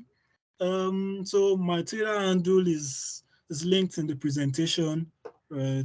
So yeah, thank you very much. That's awesome. Yeah, thank you, Simi, for sharing that. Very insightful, and it's a different sort of like journey as well, like you're going from law and moving over to development. Are there any questions for Simi? If there isn't, I've got one in the chat for you, which is what do you think is harder to learn, law or becoming a developer? And are there any similarities that you could probably, utilize or use? One thing I would say is I think just because of like how long it takes to get into law, I would say law is harder because I mean, I know that it took me 5 years of my undergraduate, right, to get a degree in law, and then an extra 1 year to become a certified lawyer, right? So I think becoming a lawyer is somewhat harder, and just because like there are a ton of laws out there that you have to familiarize yourself with, you have to understand how the legal system works and a bunch of other technicalities, right? So I think essentially it's much more difficult to become a lawyer. But in terms of similarities, I would say there are a few similarities because like as a developer, you have to do research. That's one thing that I know that is key, and that's one part of law that is also very key because like you have to do a lot of research in law. I mean, you have to be up to date with what the law says. You have to know statutes. You have to know a lot of stuff. So that's one of the key similarities between the two of them. Just the idea of being able to do research, and I think another similarity is well, would I really put it as a similarity? But just the idea that, I mean, it puts you on your toes, learning either of them, right? Getting into law puts you on your toes. And learning to be a developer also puts you on your toes because like, you know that if you're going to do well, there's a lot of competition in the industry, in both industries, I would say. So if you're going to do well, you have to be at the top of your game, right? Which puts you on your toes and then essentially just gives you that drive to want to do and learn as much as you can. So I would say those are some of the similarities that you can get from both of them. So yeah. That's great. Yeah, thank you.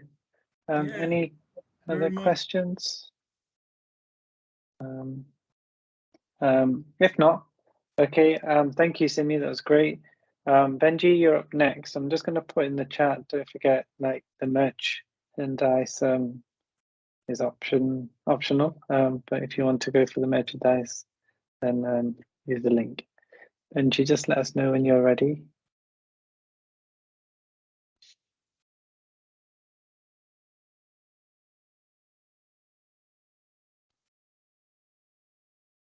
Right. Can you see my screen? Yes, we can. Yeah, awesome. All right, let's get started. So Good evening, everyone. First of all, a huge thank you for Ilesh for the invitation to be part of one of the presenters today. I really appreciate the opportunity, and I really hope all you having some fun tonight. So, from waves to web development as an unconventional path to a career in tech is a kind of a cheesy title. My name is Benjamin Pető. From now on, just Benji, please. And even though I'm kind of having some stage fright right now, super excited to be here today and share my story, hopefully with some useful takeaways.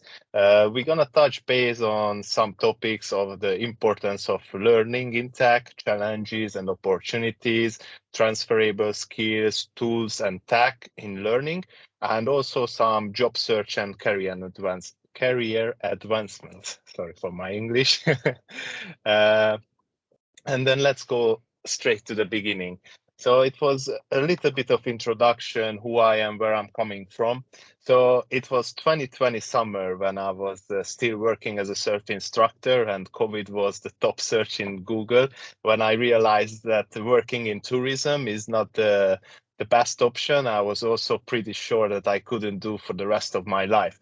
And as I would never wanted to break up with surfing completely, what else could fit better to travel the world and surf than a remote job? So I was really interested in coding and computers, but I always thought I would need a really advanced in math, which I wasn't.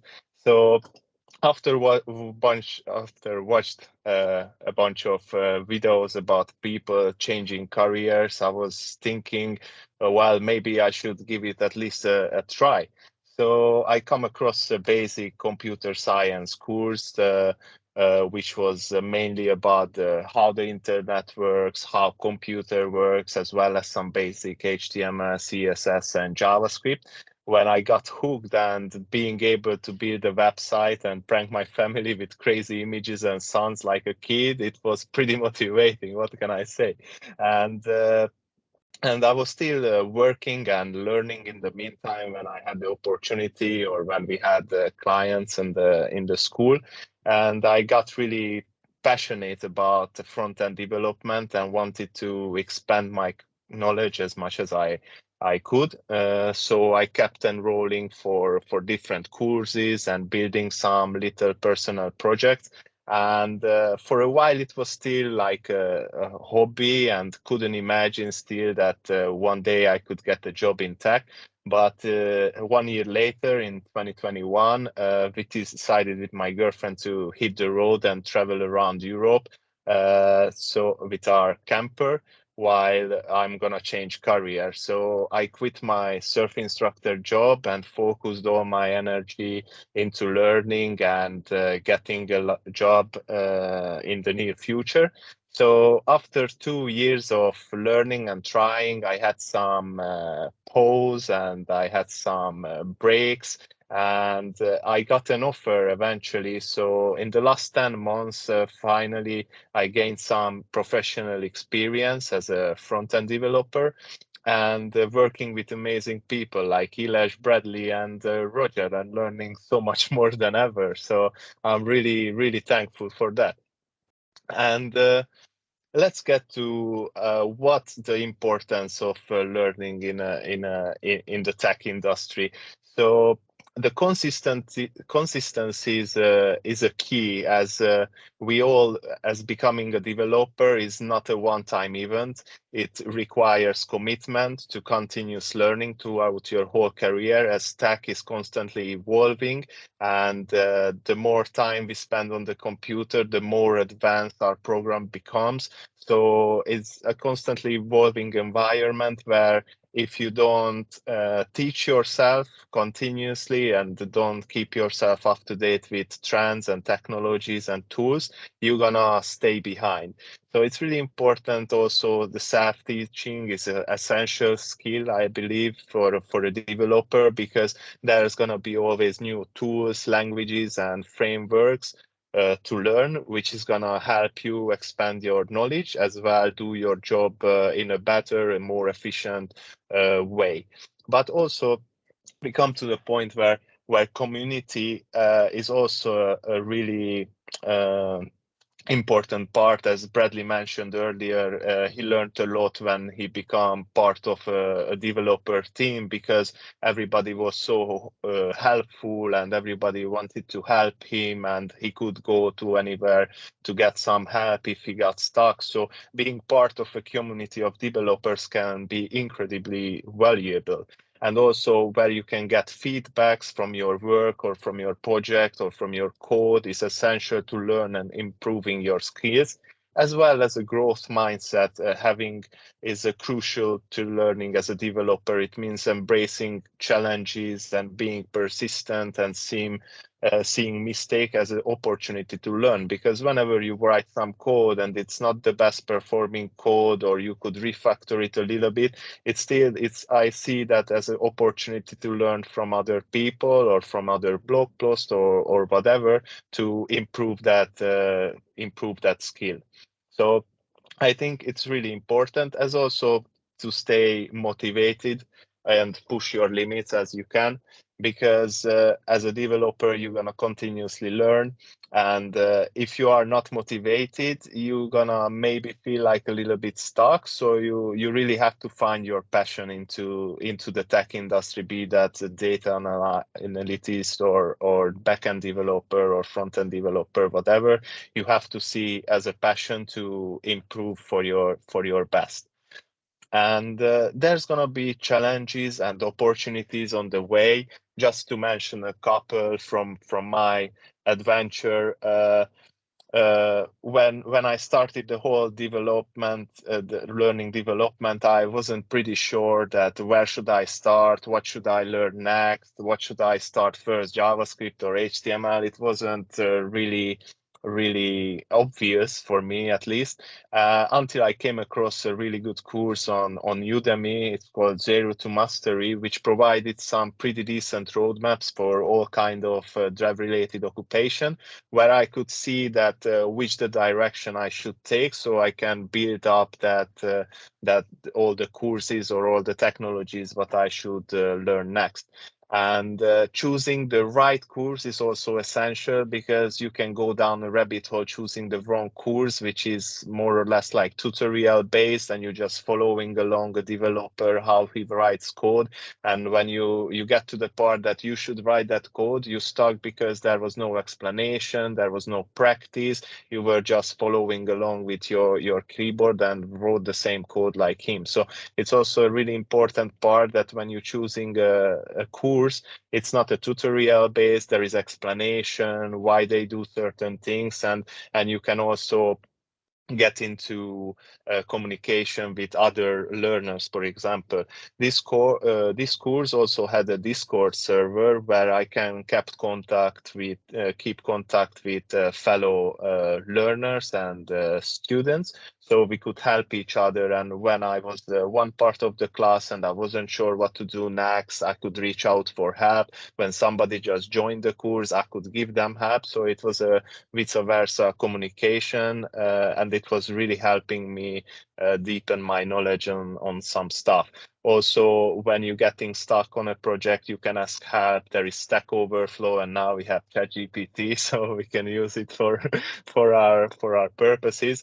And also what Simi mentioned before, the imposter syndrome. When you start something new, you constantly feel like you don't know enough and you're not worthy enough. But this is just your mind playing with you, because once you're learning and start to practicing your knowledge, you're gonna see that actually you can do things by your own. So just keep it up, the good work. And there was some also really good opportunities which come along the way. I got asked for optimizing a restaurant's WordPress site, although I never touched based on WordPress. I was just doing websites with code. It was pretty nice to see that I could do that one as well. So that was a really good opportunity, or networking, or a website to my friend's yoga business, or a portfolio website for my girlfriend's business. So these were all opportunities what I took on, and I practiced my coding skills, as well as the job application rejections, which I got a take-home challenge or a tech interview, and even though I wasn't proceeding and I got rejected, I could learn from my mistake and use it on my next opportunity as a advancement. And there are also transferable skills, whichever field you're coming from law, you're coming from, I don't know, the grocery store or accountant position, you're gonna always have soft skills, what you can advance in your tech career. For example, problem solving. In my example, I was a surf instructor and had to solve problems in real time, whether it to be help a student to learn a new skill or navigate unpredictable water conditions. These are skills what you can transfer to your tech job, because in the tech industry, you will encounter complex problems that require creative solutions. Also communication, probably whatever you worked before or learned before, your communication is your probably best soft skill you can have to communicate effectively and understood the instruction and feel confident in your abilities. And also the adaptability. For example, in my own case, I had one time the opportunity to teach somebody to surf who was blind from his birth, so he never saw a wave or a surfboard, and it was like kind of, I had to come up with a solution how I'm gonna explain him or show him how he can surf. And we spent 3 days together. We started in a pool, obviously in safe conditions, and then we moved to some small waves, and I come up with a solution that maybe if I put his hands on my body and show him what I'm doing, then he could translate it to his own movements and manage to get in surfing. So on the 3rd day, he managed to catch some waves. So it was a really nice opportunity, and I'm really feel grateful to have that opportunity in my life. And this is also something what you can transfer to your tech role, because where new technologies approaches and constantly emerging, the ability to adapt quickly and effectively is really crucial. And I'm sorry, I went too fast here. So yeah, and we got the tools and technologies to get you started and get into a web or any kind of development, really. And my favorite ones is listed up here. So where I started, really, it was freecodecamp.org, which is a free resource where you can learn any kind of that related topics, cybersecurity, backend, DevOps, web development, anything you can imagine. And I really like this one because that was like your screen, the website is like half cut, and once you have the instructions and the knowledge, you can read it. It's not much text, and then you can already try to implement and use it as a mini project or a little task that you have to write a code and run this code and blah blah blah. It's really nice, and it take me a long time to finish. There was 2 courses which I was really interested, and it helped me a lot to get the basics of web development, HTML, CSS, and JavaScript. So that was really useful. And then Udemy, we have a bunch of courses which is really interesting and really gives you a really good knowledge, whatever you like to learn, be that it's React, Angular, or anything else. And then I had 2 applications on my phone as well. So when I was not having that much time, or I just waiting my girlfriend out of the shop, I was just playing on my phone, which was called Solo, Learn, and Mimo. These are a small application where you can learn and practice coding as well. And there was some newsletters where I signed up for as well, for Frontend Weekly and JavaScript Weekly. I'm still getting these emails, and there are some really interesting topic and really interesting articles about software development and frontend and backend. So this is how I'm pretty much staying up to date with the trends and the new technologies and new versions of technologies which are coming up always. And about the job search and career advancement, is, as I mentioned before, I'm not sure who mentioned it, but it's building your portfolio is the best what you can do when you get into tech. So since you start learning, it doesn't matter that you built an application for 3,000 users, or you just built an application for your family to laugh on, but you should also include those in your portfolio, as this is a way for a recruiter or a company to see that where you started and how you're doing now. Also, this is gonna help you to build your website with all of the project what you work on, and apply for a few jobs to get experience with the interviews. It doesn't matter what kind of job in your area. It's more like to speak about your tech, speak about what you're passionate about, maybe get to the tech interview where you're gonna have a take-home challenge so you can practice. And also you can network and keep contact with the companies, get into conferences, meet up just like this one, and get to know people. And maybe in the future you have the opportunity to work with them.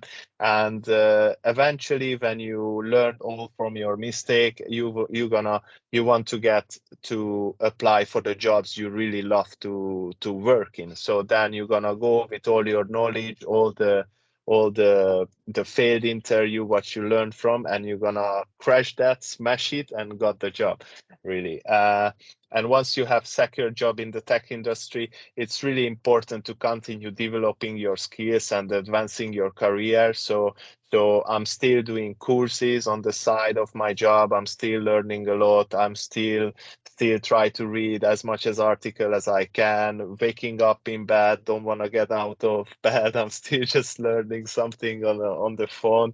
So it's really important to stay up to date and just stay interested. And if you have the passion, for sure you're gonna get it, and there's gonna be opportunities on the way. So pretty much that's all I wanted to talk about it. If there is any question, I'm happy to answer. So thank you very much for all of your time. I hope I didn't run out of time. No, perfect. Really good. Thank you, Benji. Any questions for Benji?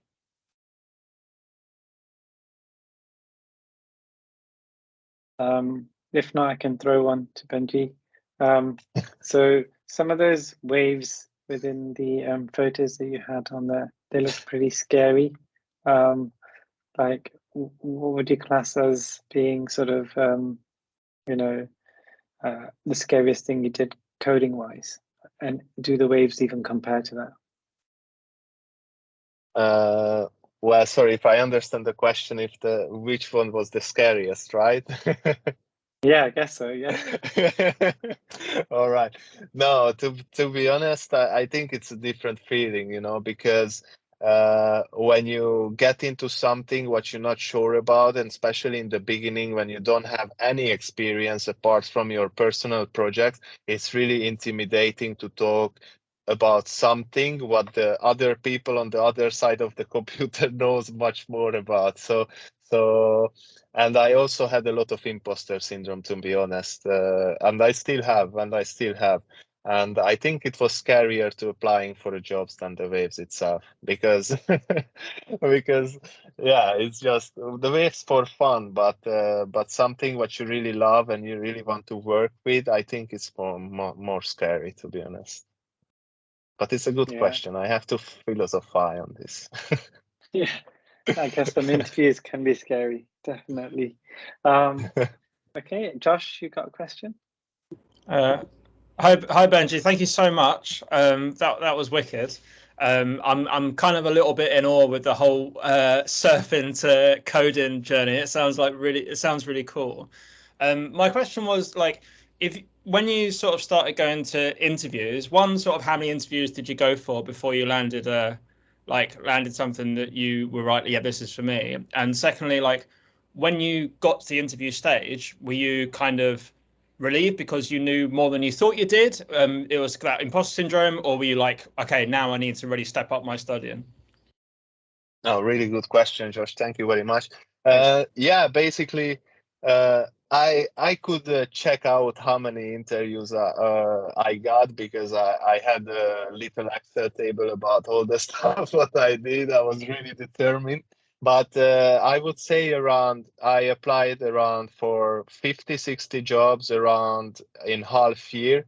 And I got to the last round of interview in 5, maybe just 4, and I got one offer. So that was basically in 6 months, more or less. So yeah, but there was some interviews where I was really positive, and I thought I could come up really good, but then I got beaten down by somebody else, and there was some interview which really didn't go well. I really didn't feel it, and I was lost. There was one interview specific where I had to do a coding challenge in front of the camera and everything, and my brain just stopped, when it's like, oh my God, I don't know this. And when you just get to it without no pressure, just on your own, it would have been an easy thing. So it's like really depend on what kind. And to be honest, a lot of companies nowadays, especially where I applied for, most of them gave me a take-home challenge. So they said, okay, you have 3 days or 1 week time, and please, here's the list. This is what you have to do. Please finish it and send it back to us. So that was really good because you actually can take your time, and you actually in an environment what you would get when you get a job. You can use Google, you can use this, you have your own time. If you want to spend 20 hours on it, you spend 20 times. If you just want to spend 1 hour, you're gonna spend 1 hour. So that was really good, I think. It's much better than like a take-home challenge that order this in this order and the tree structure of algorithm that I don't know. It's like thank you so much. Super quick follow-up if that's okay. I know there's other questions. I know there's like a time limit, but in terms of like starting the interview process, I think a lot of us put it on like a pedestal of this holy grail. I've got an interview. Where do you think your transferable skills that you spoke about came into that, and how it played to your strengths, if that makes sense? I think probably maybe the communication was my best skill, because obviously when you are a surf instructor, you're constantly talking with clients and everybody, so you have to be really on top of everything and make everyone happy, So I think that that pulled the trigger on me, and also maybe my motivation, which could play a bigger role in my applications, that I was really committed. I really know what I want, and I wanted it now, So pretty much that's it. Thank you so much. Cheers. Thank you, George. Brilliant. Thank you. I've got a few more questions, and I appreciate, sorry that we are sort of overrunning, but this is valuable stuff. And if you can stay with us, that's awesome, and that'll be ace. Another question is, when you were on the job search, how did you address some skepticism around people who, obviously being self-taught? So how did you deal with that? Basically, I feel like I was kind of lucky in that part, because whenever I said that I was a self-taught developer, it was felt like when they responded to that answer that they were happy with it, or they were really good. So I think that's not how do you say, not a taboo anymore, that you have to go university and you cannot be a self-taught dev. So I think we really go into a direction where employers finally realize that, hey, everything is on the internet. If somebody can learn it in the university, probably they can learn it by them own. So I think it's not an emergency anymore. Sorry for my expressions. I just don't find the words. That's okay. That's good. And then another question, do you get frustrated when some of your code doesn't work? And then was it easy to get into a mindset of a problem solver as well? So. Yeah, definitely. Even in the job every day, I'm still getting frustrated when something it doesn't work. And I even get more frustrated when something doesn't work because of a typo or something. But luckily, we have already a ESLinter in place and prettier, so we over that. But yeah, it's definitely something when I don't understand something and I have a more complex problem, I usually take a step back and start to think about the smaller things and start to break it apart, even if I already built it and worked before, but now it doesn't work, to actually understand what's going on in the background. So yeah, it can be frustrating, but if you really lost what's going on, then better just take a deep breath, step back, maybe watch a video about dogs playing, and then come back to it later and reassess the whole thing. It helps a lot. Yeah, thank you. And I guess, just to follow up to that, easy to get into a mindset of a problem solver. I guess that would just come over time, right? Yeah, I guess so. Yeah, you really have to like try to think in a different way sometimes, I would say. Yeah. Yeah. And I think we've got one more question here is, do you have any tips for overcoming imposter syndrome? I'm the only inexperienced person on my team, having just started in a career change in tech, and I really suffer from it. Well, yeah, I think all of us, I can speak on everybody's name, whoever went in a team. I think it's really, really usual that you have imposter syndrome. And I also started like 10 months only professional experience, and I still have it every day, whenever I ask something, especially in the beginning, I was really scared to ask questions. And but you had to overcome this, because when you ask questions, you get help. If you don't ask questions, then they're just waiting for you to finish something because they don't know about that you are stuck. So it's always better to ask questions than keep the imposter syndrome getting over you. So just stand up, ask the question. That's the best tip I can get you. Yeah, and I echo that, because one of the things is that it is hard going into a team where you don't know what other people's skill sets are. You don't know whether you're touching, tipping around everyone. And I would definitely, people, we're all a community, right? We all want to help each other. We all understand that we were in a situation where we were juniors or someone starting off a career.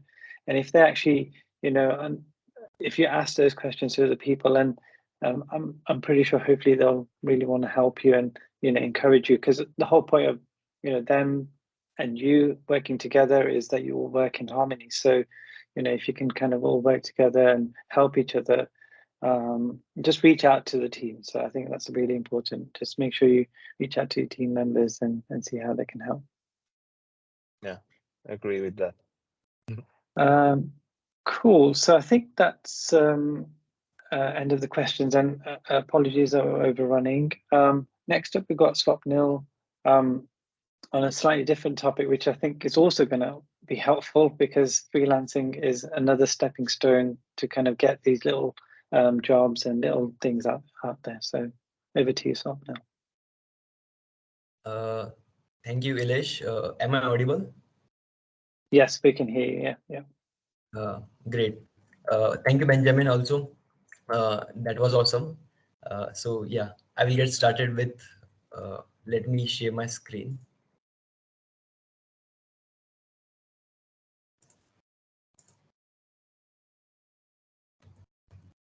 Okay, can you see my screen? For me, it's still trying to come through. Is it there? I see it gray. Yeah. Yeah. Can you see it now? Oh. Is there a Maybe problem? just cancel the share. Let me stop it again. Yeah, and I will start it again. Yeah, can you see it now? Yeah, we can. Yeah, brilliant. Yeah, great. So first of all, my name is Swapnil Mane. I'm a front-end web developer and data extraction expert. And before starting the presentation, I would like to thank Ilesh for inviting me to the Tech Meetup. It's always great to be here and listen from everyone and speak about development related things. I will be speaking about getting your first freelance client. And yeah, let's just get started. So about me, as I said, I'm a front-end web developer, data extraction expert. About my freelancing journey, I'm a top-rated freelancer on Upwork, level 1 freelancer on Fiverr, and I have tried out various other ways of freelancing as well. Like I created a website named Scrapbots, through which I also got some clients. Then I am a content creator on Twitter, and I have got some clients on through LinkedIn as well. So I have tried out various other ways of freelancing, and I will try to share as much as possible of about the things that I know that may help you land your first client. So yeah, let's just get started. So first of all, as I said, there are various ways of freelancing. What you can do is you can send messages to like 100 people, cold messages to 100 people, and like 5 to 10 people will reply. That is one way of freelancing. Then you can get freelancing client through open source as well. Many people get that. They do open source projects and clients come from there as well. So that is one way of freelancing. I will be specifically focusing on freelancing platforms because I think that it is a great way to get started and it is pretty easy to get started. Uh, and I will say, like, if you understand how the platform works and if you have the skills, then it's pretty easy to get your first client here on the platform, and then also consistently keep getting clients on the platform. And there are various freelancing platforms like Upwork, Fiverr, freelancer.com, then there is toptail.com. And like if you understand one or two platforms, it's like very similar, like every other platform is very similar, so you can scale it up there as well. So if you understand this and if you get some clients over here, so yeah, let's talk about Upwork and Fiverr. Let me take a quick sip of water before that.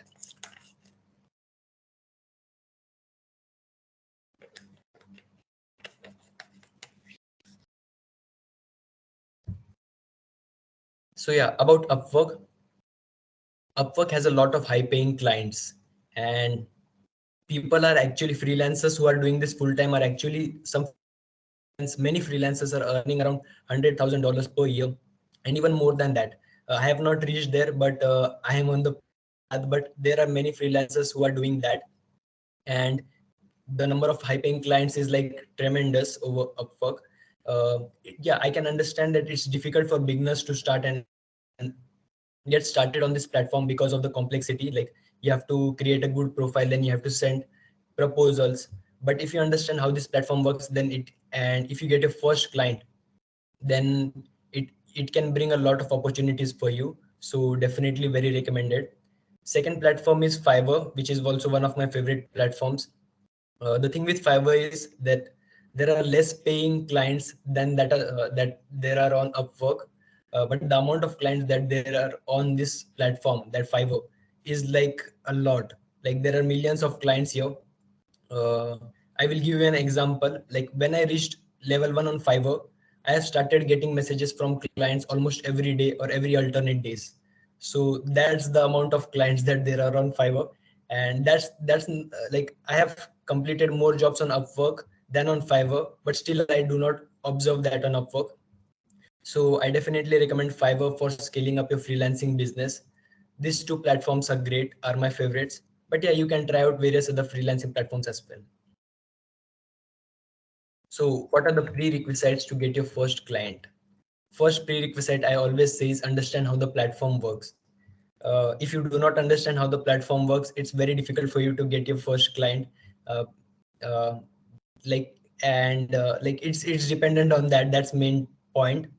And like it's easy to understand how it works. Like you can go to the community pages. I have shared the images, like on the left side Upwork community page. Great resource for understanding like every topic of freelancing, from creating profiles to sending proposals. You can get everything over here.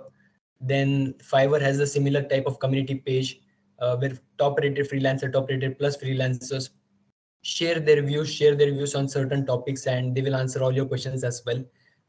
People have already asked questions there, so you can check it out. Best resources to understand how the platform works. And this is the first step for you to get your first client. Let's move to the second one. Second one is after you have read some community pages. This is a part of understanding how the platform works. Go on to the platform, search for the types of jobs that are being present over here, like for your particular niche. Like for me, like I will search for Python web scraping. Then I will search for the types of jobs that are being present over here. Then I will see that can I do those jobs? I will ask myself some questions that can I do those jobs? If I'm not able to do those jobs, then what are the skills that I'm lacking? And if I'm lacking some skills, then I will go on to build up those skills and then come up here again and then start applying to the jobs. Like for the majority of jobs, if I see I'm lacking the skills. But yeah, if you see that you are able to do the projects, you have already done similar projects in the past, then it's a great way like to understand that, okay, now you are ready to build up your profile on the platform and just start sending good proposals. So that's the first part, start exploring how the platform works. Then another thing is start checking out other top rated freelancers profile. And this is for getting inspiration. Like what are the other freelancers doing that they are consistently getting the clients. So check out their profile, check out what are they doing, check out the amount of value they are providing through their profile. And yeah, just check it out and try to get some inspiration that will help you create a good profile as well later when you start building it. So this is my profile. So I have shared it, so you can check it out different profiles. They have a section through which you can search for other freelancers profile according to your niche. So definitely do that. Now comes the third part. Like after you have understood how the platform works, the important thing is taking action. Start taking action. First part of taking action is building up your profile. Profile should be 100% complete. Each and every section should be complete, because Upwork will give you a badge if your profile is 100% complete and you get your first job. They have a rising talent badge, which is a very shiny badge that they give you so that you can attract more clients. So definitely recommended the first point, that your profile should be 100% complete. Second thing is be specific that what you put on your profile. Like for example, if you have a Python experience and if you are looking to get some Python related jobs, then do not put your C++ experience. That may count as negative, because each and every space in your profile is important. So use it wisely, be specific in your points, and specify the amount of value that you are providing to the client. They should just see that, and yeah, that's it. Be specific. And yeah, as I said, get inspiration from other freelancers, from other top rated and top rated plus freelancers. What are they doing? And try implementing similar things in your profile. Do not copy them, just get inspiration. And yeah, build up a great profile that catches eye of clients. Second point is writing great proposals.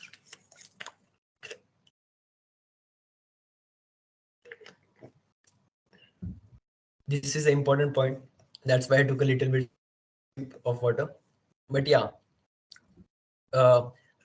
some proposals can actually make or break up your hiring. So I have actually given two examples over here that landed me some gigs. And first thing you can do is, like, for first paragraph, I divided my proposal in 3 paragraphs, and I have actually given 2 examples for the first paragraph. So let's check it out. Let's check out the both of the things.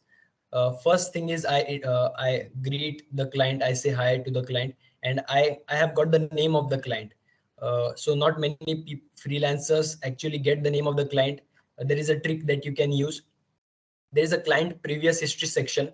Whenever you are whenever you are seeing the job, there is a client previous history section where other freelancers provide reviews to the client, and in that specific review, they mention the name of the client. So you can actually get the name of the client from there and use that over here. Great way to create a personal connection. So definitely recommend it. Then coming to the first paragraph, here I have actually asked a question. First of all, I say that I'm a data extraction expert. Get on the point. like specify your confidence, like you're confident about your skills. That's why I mentioned data extraction expert. Yeah, and here in the first paragraph, I have actually asked a question, and I do not do it every time. I do it only if I actually genuinely have a question to ask to the client. And this is because the client asked that, what is the time it will require for you to complete the project? He asked it in the job posting that he did. So I needed some more details to be able to specify the time it will require. So that's why I asked the client a genuine question that, can you please share me more details about the website so I can check and then let you know the time it will require. So that's the genuine question I asked. But mostly in my other job proposals, what I do is from the first paragraph itself, I try to showcase the previous experience that I have with the specific field. So here, as you can see, like I showcase my previous experience that I have. I am a data extraction expert. I have already scrapped many numerous websites before. I have mentioned the website names and many more. I am very confident that I can complete the job. Confidence is one of the things that client is always looking for. They won't need a guy like who is not very confident that they won't be able to complete the job. So always have confidence in your skills. And if you have built up similar kind of projects before, then always make sure to mention them, because that gives a relaxation to the client that okay, he will be able to do the job because he has already done previous similar jobs like this. So make sure to mention that. And along with this, like I also try to mention the extra value that I can provide to the client. If you have some points like which separate you from other freelancers, like what are the things that separate you from other freelancers, what are the extra value that you can provide. Like I mentioned that here, that I can give you a scraping bot that you can easily use it yourself to get the needed data whenever required. This is something that not many other freelancers are able to do, and that's why I have mentioned this. This gives me some extra points, and clients are actually a little bit more impressed with this. And if you have some points that you can mention, such points, then definitely make sure to add that. This will be a great way to separate yourself from other freelancers. So yeah, then the second paragraph, I have mentioned as I said, like you have to separate yourself from other freelancers. So what are the points? What are the extra skills that you have? So I have mentioned all the skills that I have, which can specify the amount of value that you can provide. So that's what I have tried to do over here. And then at the last third paragraph is just call to action. Like I am confident, like you can be confident that your web scraping job will be completed successfully, and you can message me and I will be happy to help you. So just a call to action sentence. You can also say like uh, we can have a call and we can discuss over it, or you can just send me a message and I will be happy to help you, and that's enough. And just a last greeting, kind regards, Swapnil Mane, like your name. And yeah, this is like for me. So this is what is worked for me. And I will say like experiment things for you, like do different things. Like this worked for me, but some things maybe you have to do something different that will work for you. So try experimenting with this, try creating different proposals and see what are the things that work for you. So this is how you can create great proposals and work on this. It's like a skill you can build, and as you go on, you will actually start creating good proposals.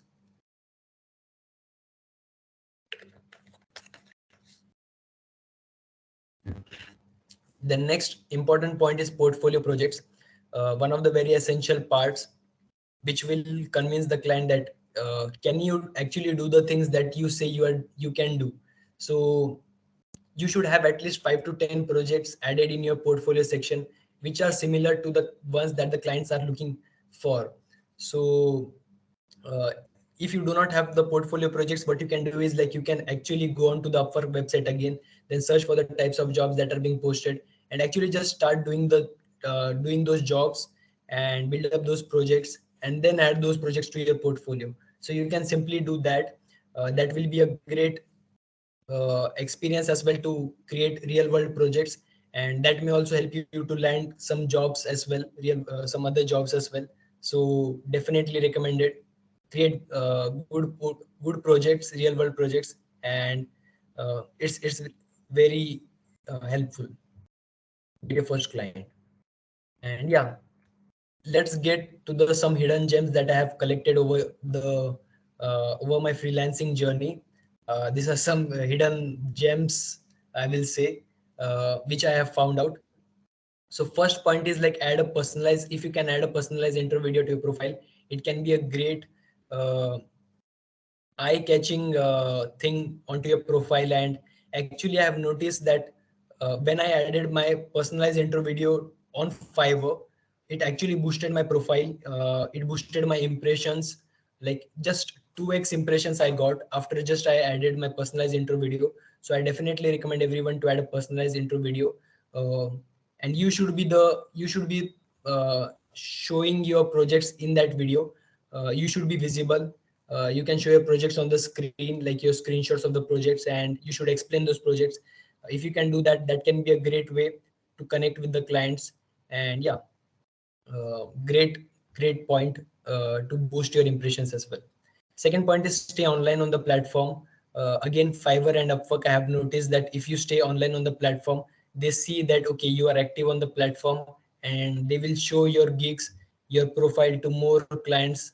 And the more clients your profiles the more clients see your profile, the better your chances of getting your first client. So stay online on the platform, definitely very recommended.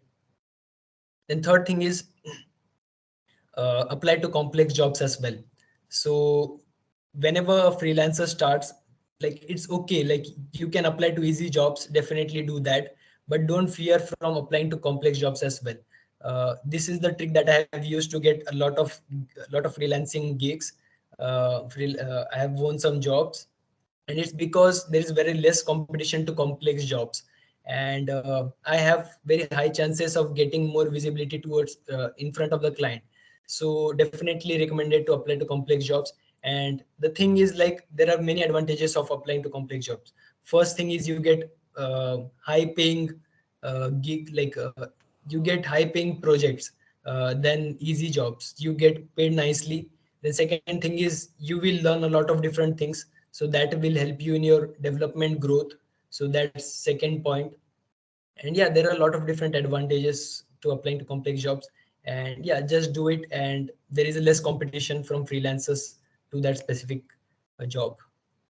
Next point is showcase yourself as an expert in the field. Make sure to be confident. As I said, clients always like a confident person, and if you're confident in your skills, then that can be a great way for clients to be relaxed, that okay, this person can do the job, and it's great to give him the gig, give him the project. And yeah, that's an important point. Then if a client asks for a call, say always yes. It's okay if you are not that great at communication, you will improve.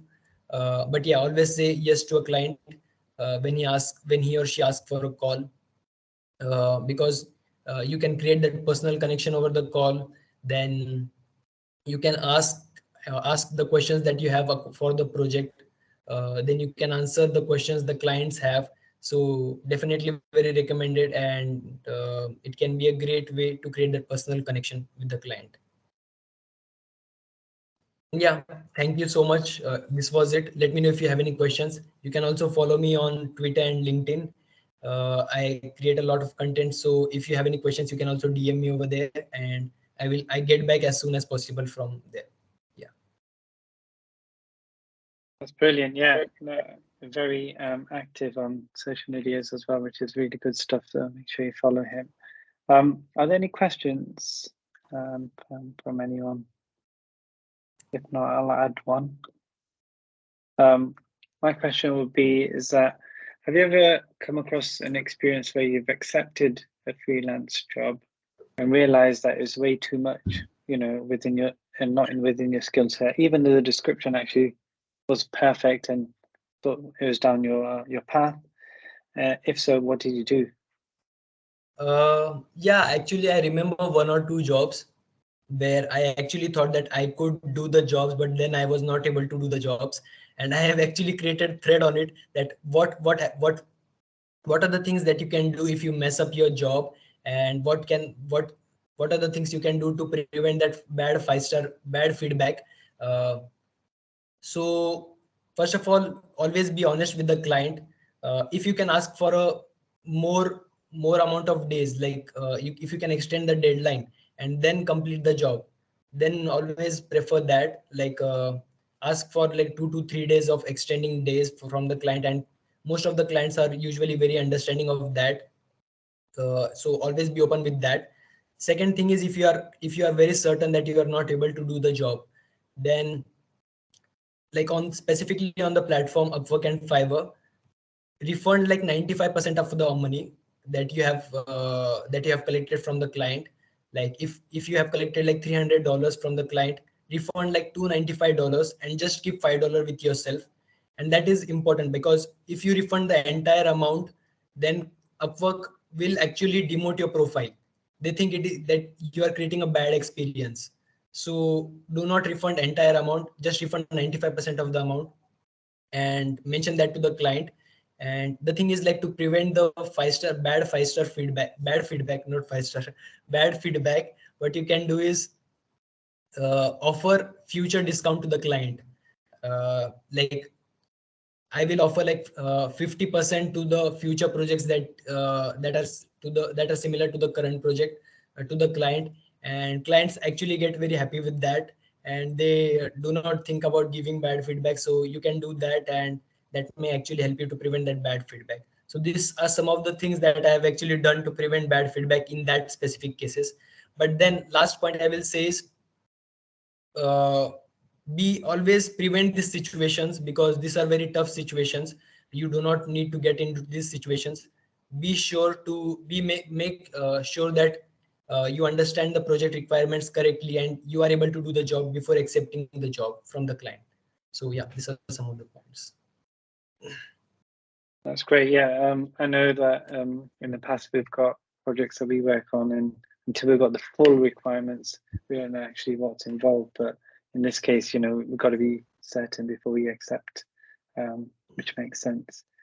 Some more questions. Is it hard to become a freelancer as a beginner front-end developer? Okay, this is a very good question. I will be very honest here. I have actually, in freelancing, I have actually seen full stack developers earning a lot more than front-end developers specifically.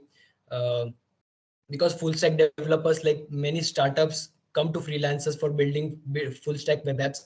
So that's the reason full stack web developers are earning very good, like 4 to 5x than front-end web developers. But still, front-end developers are also earning. Is it hard? I will say a little bit when you are starting out, but starting out it's a little bit hard. But if you get your first client, then it becomes very easy from there. So like getting your first client, you have to understand how the platform works, and if you have the skills and if you have built up the project, then it gets pretty easy from there.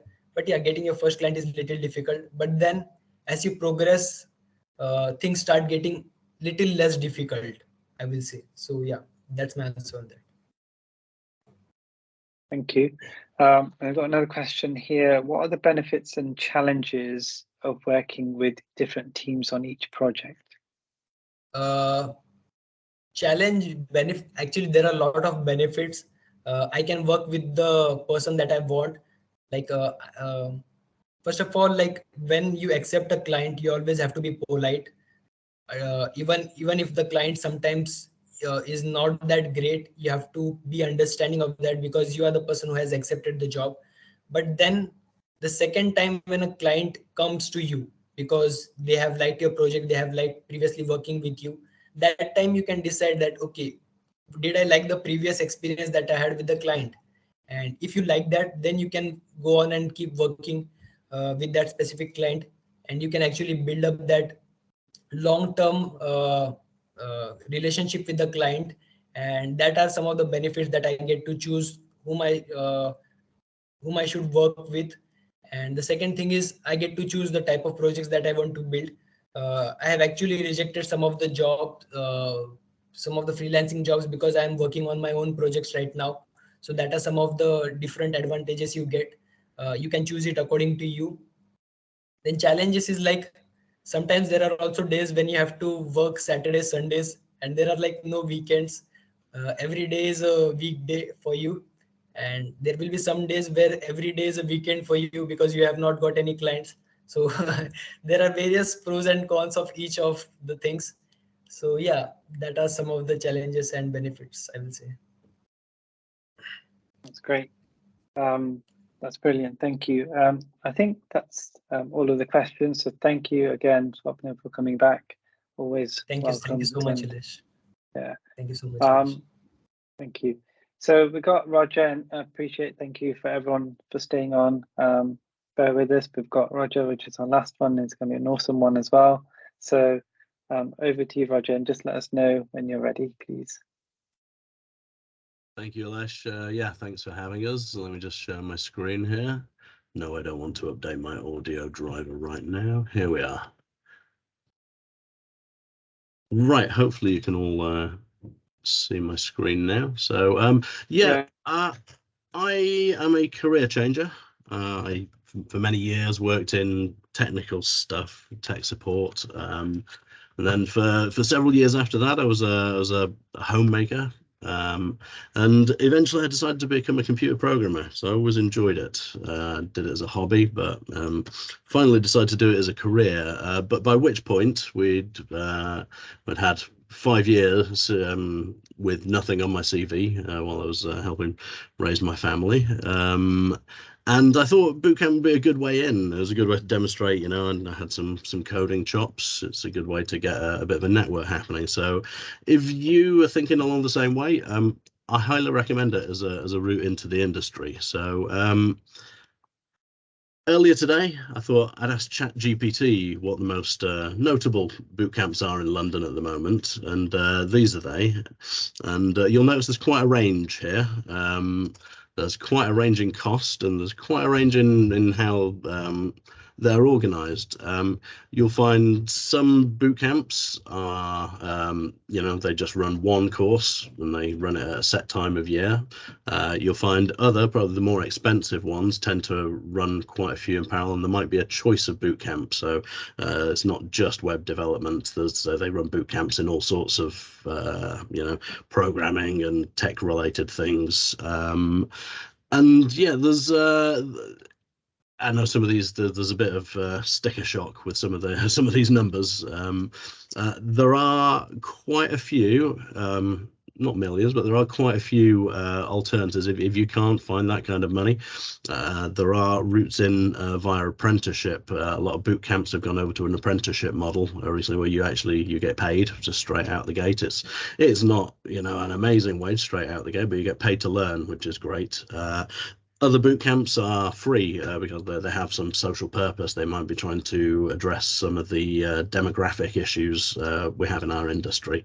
So there's a large variation out there. So how do you get on one? It's most of them are going to insist on you having some doing some pre-work. A lot of them don't want you to be completely green to programming, so there are admission criteria for many of them, so some boot camps are more selected than others. Some of them are quite hard to get on. Some of them are, pretty much anyone can go on if you've got the money, but I caution you against some of those, because a very slack admissions policy is a bit of a red flag. It's there's a lot of companies out there who will just want your money. They don't, they're not necessarily good. They don't necessarily give you any kind of aftercare, so as a rule, the harder a boot camp is to get on, the better it is. And yeah, the typical sort of requirements you might have to do in advance of actually getting accepted onto the boot camp. You might have to do some basic modules on a platform like Free Code Camp, or you might need to get a certain number of points on Code Wars or Leak Code, or one of these test yourself coding platforms. Some of them you'll have to do a small project as part of your admission. Some of them you'll have to do more. The one I was on, Founders and Coders, has gone up from having 2 small projects to do before you're allowed on to 5. And it's still very oversubscribed. I was there mentoring the other day, and it is busy. There are a lot of people applying, but as I say, the harder it is to get in, the better it is, I think. So some things to look for when you're evaluating boot camps. As I say, there's a lot out there. I think the main one for me is they have an emphasis on teamwork and working in a team and collaborating in teams, and that they offer a kind of a holistic experience. Some boot camps have a fairly laser focus on a particular technology. You know, it may be good if you're a well-rounded, you know, technical person. Perhaps what you need is, you know, laser focus on a framework like React or something. But I think what most people need much more is a wider holistic experience where you get to try out a lot of the key roles that you'll find in agile development. So you might, you know, a good bootcamp, I think, would let you take turns trying roles like product owner, scrum master, DevOps lead, QA lead. A good bootcamp will let you get the perspective of you know, designing systems, prototyping systems, doing presentations, you know, a very wide range of stuff, and I think that's more valuable than necessarily focusing on any one thing. I think employers generally want well-rounded people who can, you know, who can fit in. So other things that you want, you want a boot camp. I'd say it's almost mandatory really to learn the Scrum and Agile workflows and the ceremonies that come with that. Pretty much every programming team that works at scale in the modern world is using some sort of agile workflow. They're probably using Scrum, and they have particular ceremonies as part of that, stand-ups, refinement, sprint planning. This is all stuff. It would be great to know about that going into your first interview. A lot of self-taught programmers, this is their big weakness. They haven't worked in a Scrum team, and so all of this is a bit new and bewildering. So getting some experience of that first is gold. And then another thing, if you can get it, real clients. It's amazing to work with real clients, and this is a bit of a rare thing in boot camps. Not many boot camps do it, but some do. The one I was on did. Founders and Coders, and there's a Code Your Future I know do this. But we do, as part of the projects we do, they're not just toy projects. The final project you do is actually helping build prototypes for real world clients, and they're generally good causes, you know, tech for better kind of stuff. And you get to meet them, you get to talk through the problems, you get to decide, you know, who you work for, and then you work with an actual real client for a few weeks to make a project, which is that's experience is very hard to get otherwise. So that's something to look out for. And then, you know, the other thing to look out for really is just, yeah, some of the metrics. I mean, one of the most important things about a boot camp is it helps you get a job, you know, that's why you're doing it. So, you know, ask about the success rate in placing students, and ask about what companies they place people with and what companies they have relationships with and what support you get for getting a job at the end, because you don't want to pay £10,000 and then just be, you know, just out on the street soliciting work. Really, that backup and that network that they bring is crucial. So you do your boot camp, you do great at your boot camp, and then you got to get your first gig. And I'm not gonna lie, this is the hardest bit. It's always been the hardest bit. I think it always will be. But there are things you can do to be prepared. Yeah, there is a luck element, but yeah, really, if you can be prepared when that happens, you're in a better place. So the landscape as it is at the moment, there are very few proper junior roles advertised. That's always been the case, even in the good times. Good junior roles, you know, were always thin on the ground, and a lot of people were applying for them, you know. So I'll tell you, if you do a good boot camp, I wouldn't be scared to apply for mid-level roles. The role I do at MMT is a mid-level role. It was my first job in the industry, and I know it's very intimidating. You know, you look at these job requirements and you must have this. Really ignore that. Just apply for them anyway. You know, if you feel you could probably do it, and you know maybe half the stuff on there, apply. Just apply. You know, the worst that can happen is you don't get the job. You know. And yeah, the hardest part when you're self-taught or when you have no commercial experience is just avoiding your CV going straight in the bin. That is a big problem, especially if you're older, you've transferred from a field that's not at all related. Not having any commercial experience on your CV is kind of like poison. It's very hard to get over that. There are some things that help though. Writing good cover letters, I think is worth doing, and that has got even easier thanks to ChatGPT. You can get ChatGPT to just bang out a cover letter, and that really, I think that does make a difference. I've always got more interest from jobs where I attach cover letters. There's a noticeable bump in responses you get from that. You get more just phone screens and things, so that's good. Having a strong portfolio, some of the others are mentioned in the beautiful talks this evening. Strong portfolio, never a bad thing. And yeah, finally, personal recommendations. It's a lot of it comes down to networking. If you know someone at a company, it's much easier to get your CV looked at rather than binned. That might be the crucial difference. So yeah, we need to talk about CVs. It's a dreary subject. It's quite painful putting together CVs, but it's a crucial tool. You're going to need it. And one of the things to be aware of in the modern world is ATS, application tracking systems. These systems that ingest curriculum vitae into people's databases and make them keyword searchable and indexable, and all the recruitment agencies use them. When you apply for jobs, very often you'll be faced with these things. Upload your CV and then correct all the errors it's made. And the problem is these systems are not very advanced, and they will make a terrible hash of your beautifully laid out PDF CV. So sad as it is, the way to get around that is to use Microsoft Word and use the traditional names for all the job sections, and use simple font, and just make a very traditional layout CV, and you won't have to type it in again every single time. It's important to pepper these with keywords, because all of these things run off keywords. So you've got to get all the keywords in for the job you want. Your CV should have every keyword, maybe twice. You can of course customize your CVs to jobs to make that happen. That's absolutely worth doing. That will surface your CV. It'll get it looked at least.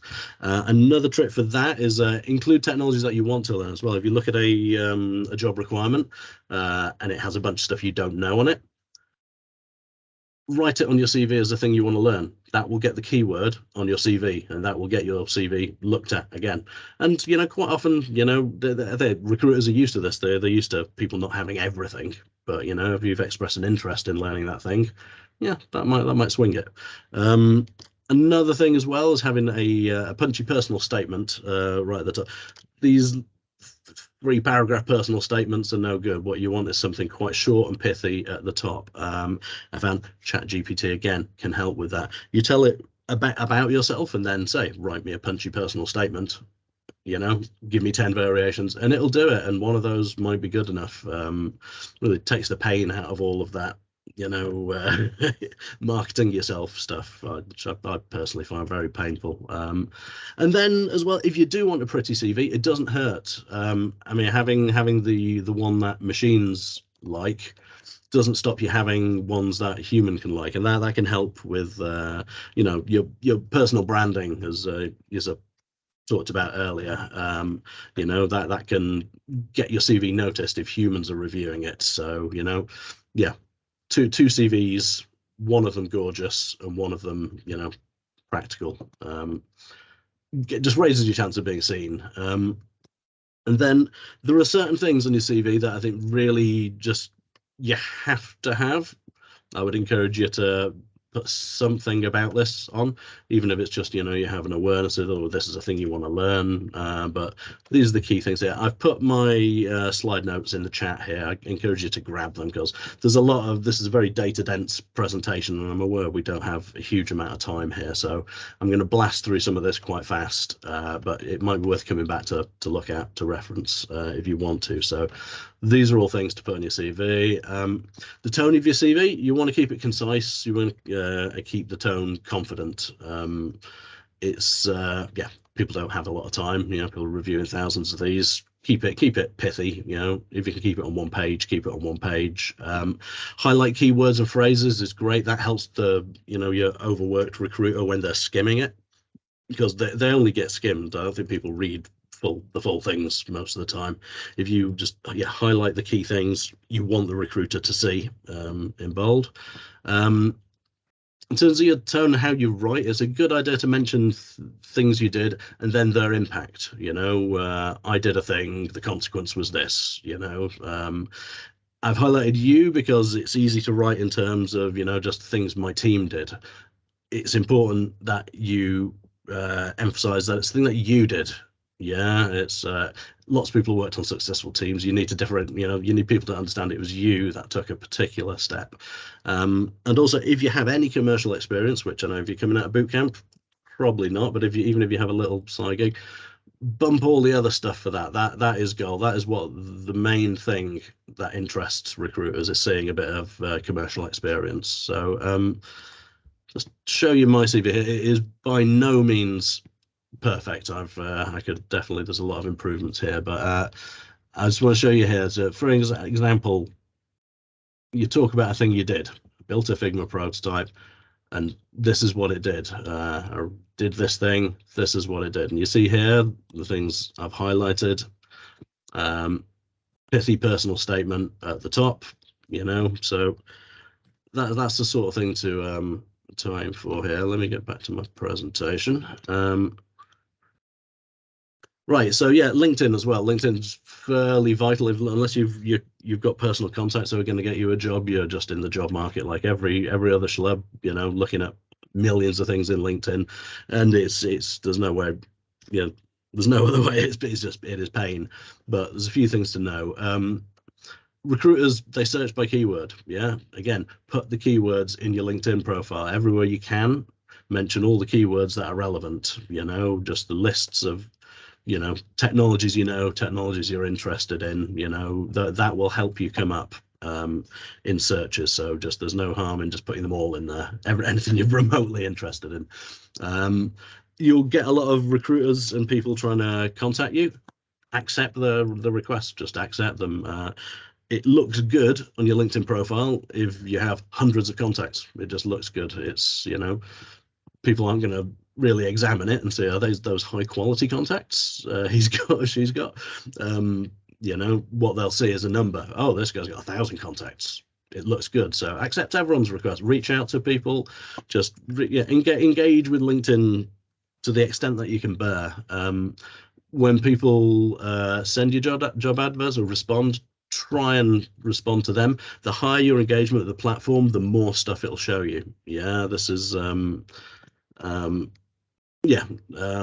it's if you post on the platform, if you reply to recruiters' posts, all of these things mean you get more posts. I notice if I don't go on it for a while, all of those offers start to trickle off. You know, spend a day on it, you'll start to get a lot more people contacting you. So there's an algorithm there, and you want to engage with it to, you know, drive people to you. And again, when you're applying, apply with a covering letter. There's no excuse. It's super trivial. You can do it in, you know, 2 minutes. So other than just applying for millions of things on LinkedIn, networking is probably your best bet to get a job. If you can flex your network, that's how I think probably the majority of people get jobs. There's some personal connection there. It's important when you've been on the bootcamp, tend to your new bootcamp network. You go through something as grueling as a bootcamp with people, it's very bonding, but people can drift off. So you really want to show that some love and keep those relationships going after the bootcamp. Things you can do, you can pallet with some of your bootcamp people, and you can go and do some volunteer mentoring. various places you can do that, teach a bit of coding to people who are just starting off. You can hit the conference circuit. There's always, every conference has some free events, and they do hackathons and things like that. So yeah, get out there, put yourself out there, meet people as much as you can. As I say, stay in touch with the alumni. Yeah, my bootcamp, we were the 19th cohort to go through our particular bootcamp, and we make a point, the 19th of every month we try and meet up. And now not everyone can meet up on the 19th, obviously, but it's still happening. This is 2-3 years later. That's still happening, and that is super valuable, to be in touch with so many people in different companies. Yeah, and we also do things like sharing salary information. That's a great one. You know, your bootcamp people, find out what everyone's, you know, we have a spreadsheet that we share, you know, and everyone, when, you know, you get a pay rise, you put it on the spreadsheet and you can see what all of your all the people you're on a course with are earning now, and that's great for a salary negotiation. You can see, you know, if you're being paid or being undervalued. You can compare and contrast. It helps you know when perhaps you need to be looking for a new job, you know. Also, your personal network is great if you have it. Applying to places where you know someone is just, I think that's just a good strategy for avoiding your CV going in the bin. You know, if you know someone, even if they're in a different department, even if they're not tech, even if they're not IT, to have someone contact HR and say, I know somebody who's applying and I think they're really good, look out for their CV. Yeah, that's a no-brainer. Find out where your friends were, look on LinkedIn, and look at what jobs they're advertising and apply to those jobs, because a person on the inside, super helpful for getting you seen there. And yeah, the other networking stuff you can do, it's been mentioned already, but yeah, attend in-person tech meetups. There are loads of these. If you go to meetup.com and type in coding and tech and web and wherever you are, you'll find loads of stuff like that. And yeah, as has been mentioned, these are bonds that are perhaps stronger than you would make online. I mean, obviously do the online thing too, but really, you know, meeting people in person has a real, you know, slightly more emotional connection.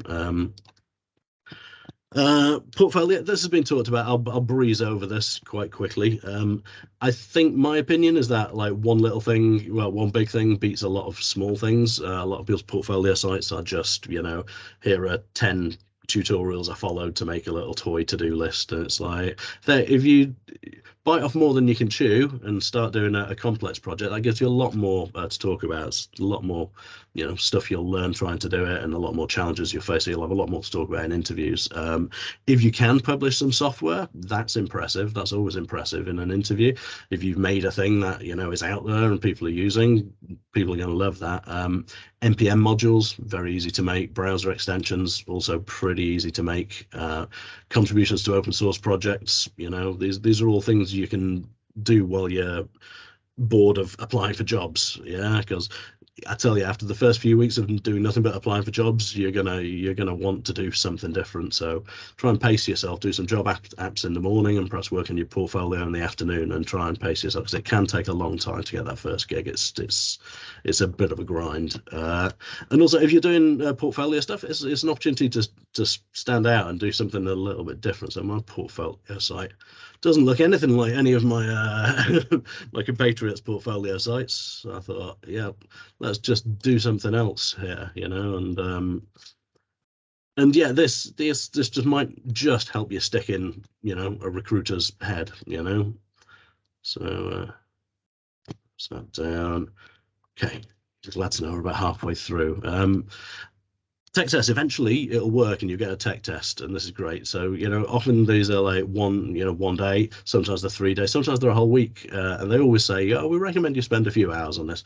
Don't hit them hard. You know, this is your time to shine. If you've got time, if you're in between jobs especially, hit these hard. You want to get this, you want to absolutely nail this. You nail a tech test, you'll get an interview.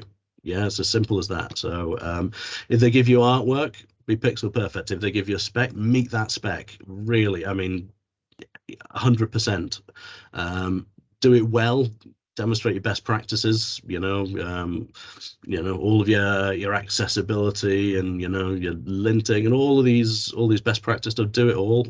And then make some notes as you do it, because when you nail this, you'll get the interview and they'll want to talk about it. They'll want to talk about, why did you do it this way? What was your rationale? What could you have done differently? Make a note as you're doing it, because you might forget and blank in the interview, and that would be a crying shame after making such a good tech test. Then interviews. I won't talk too much about this, but I mean, the most important thing, I think, is to demonstrate an enthusiasm and a broad interest in the field. You're not some fly-by-night person. You're somebody who is genuinely interested in the field of computer programming, and you want to make sure you've got some passing familiarity with the core topics of the industry. Ideally, it's how much depth you go into that's not really so important. It's the fact that you're familiar with and aware of some of the names, the names of the technologies that are used, the issues that those technologies solve, the names of the big players and the alternatives to them. Those things, just being able to talk comfortably about that, to have anything to say at all, is very good in an interview. Don't make out you know more than you do, though. If you exaggerate or blag it, you'll get caught short, and that won't go well. So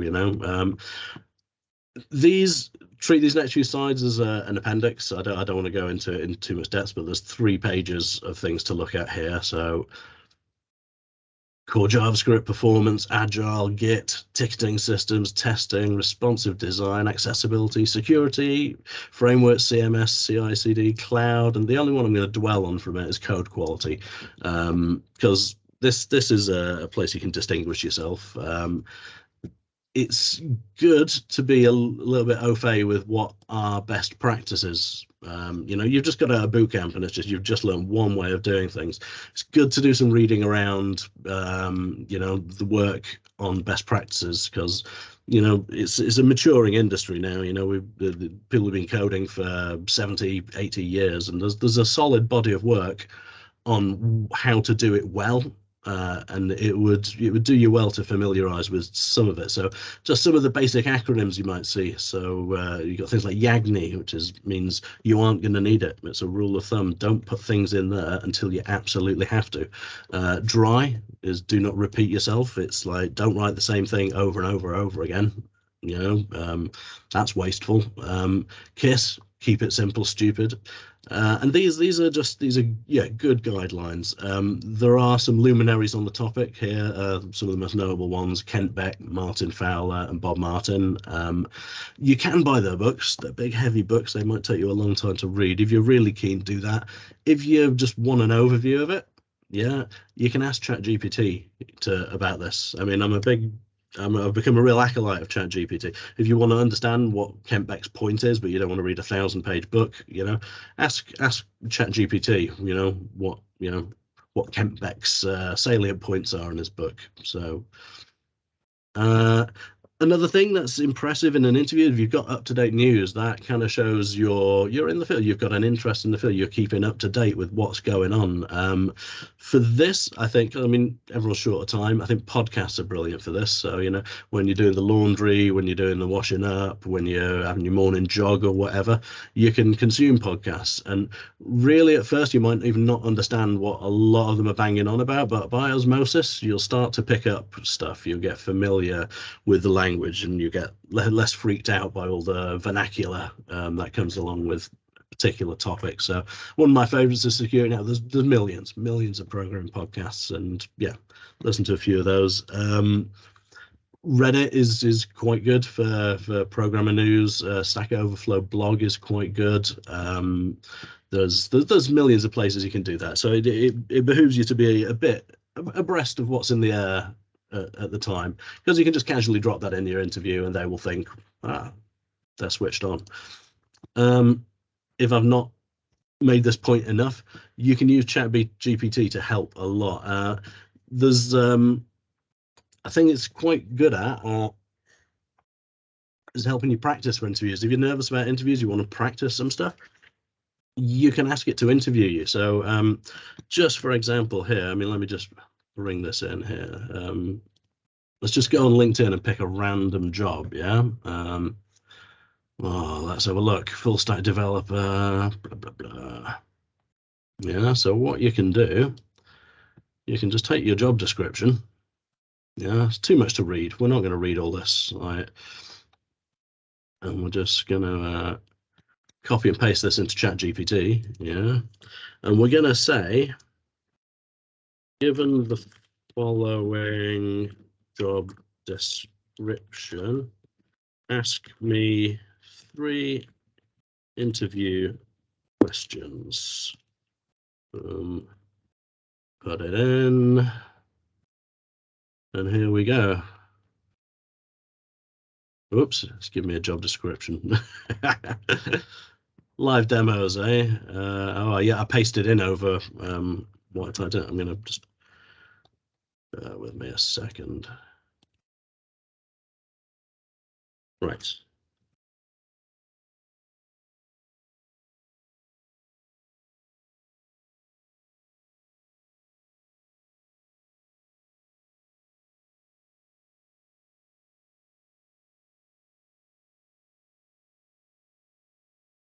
Try this one more time here.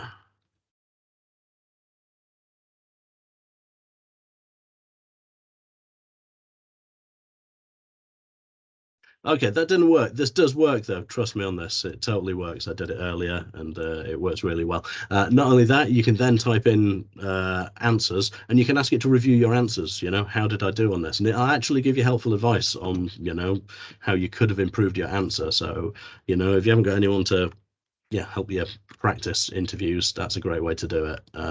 Nearly at the end, I promise. We can all go and have a dinner soon. The other thing is, when you're looking for jobs, it's a two-way thing. You don't want to work for some awful companies, and there are some awful companies. So, you know, there are things to watch out for. Red flags. Glassdoor is a great website where people leave reviews of their previous employers. If they've got a bad rep on Glassdoor, that's just don't even think of going there. You know, that's just poison. So if the job description is very vague, or indeed if it's like really, really over specific, they list like 10 million things you need to be able to do. Either way, those are red flags, you know. Any of this kind of talking about rock stars and superstars and all this hyped up language, be dubious about that. You know, there's a lot of stuff in you know, fintech and blockchain and stuff that uses all of this kind of jazzy stuff trying to get you excited. And you know, I think basically they don't understand programmers. If they're writing in this language, it's like they haven't got it. So, you know, give them a miss. Depends on how you feel about the industry and what you want to do in it. If you want to stay current and you want to progress your career quite fast and stay up to date with the latest stuff, look out for jobs that are using what we would call old technology, you know, jobs using Visual Basic or jQuery and stuff that isn't, you know, cutting edge. It means you might be stuck on working on legacy stuff that might not make you terribly employable afterwards. Counterpoint, some people might want to you know, have a niche. You could easily carve out a niche working in Ruby at the moment. Ruby is you know, it's not the happening language it was 10 years ago when everyone built their web apps, but it's very well paid because nobody wants to work in it anymore. So, you know, you could go the other way, but yeah, just be aware of that. Definitely be scared of jobs where you're the sole programmer. They will want you to do everything. They will expect you to do everything. And, you know, if you're fresh out of boot camp, you're going to be in trouble there. You know, it's just, you know, run away. My advice is to work in a company with a few people. You know, you want someone more senior than you, the bare minimum, you know, no matter how big it is. And then, yeah, you'll find there are cheeky listings there which have, you know, very high expectations for very low pay.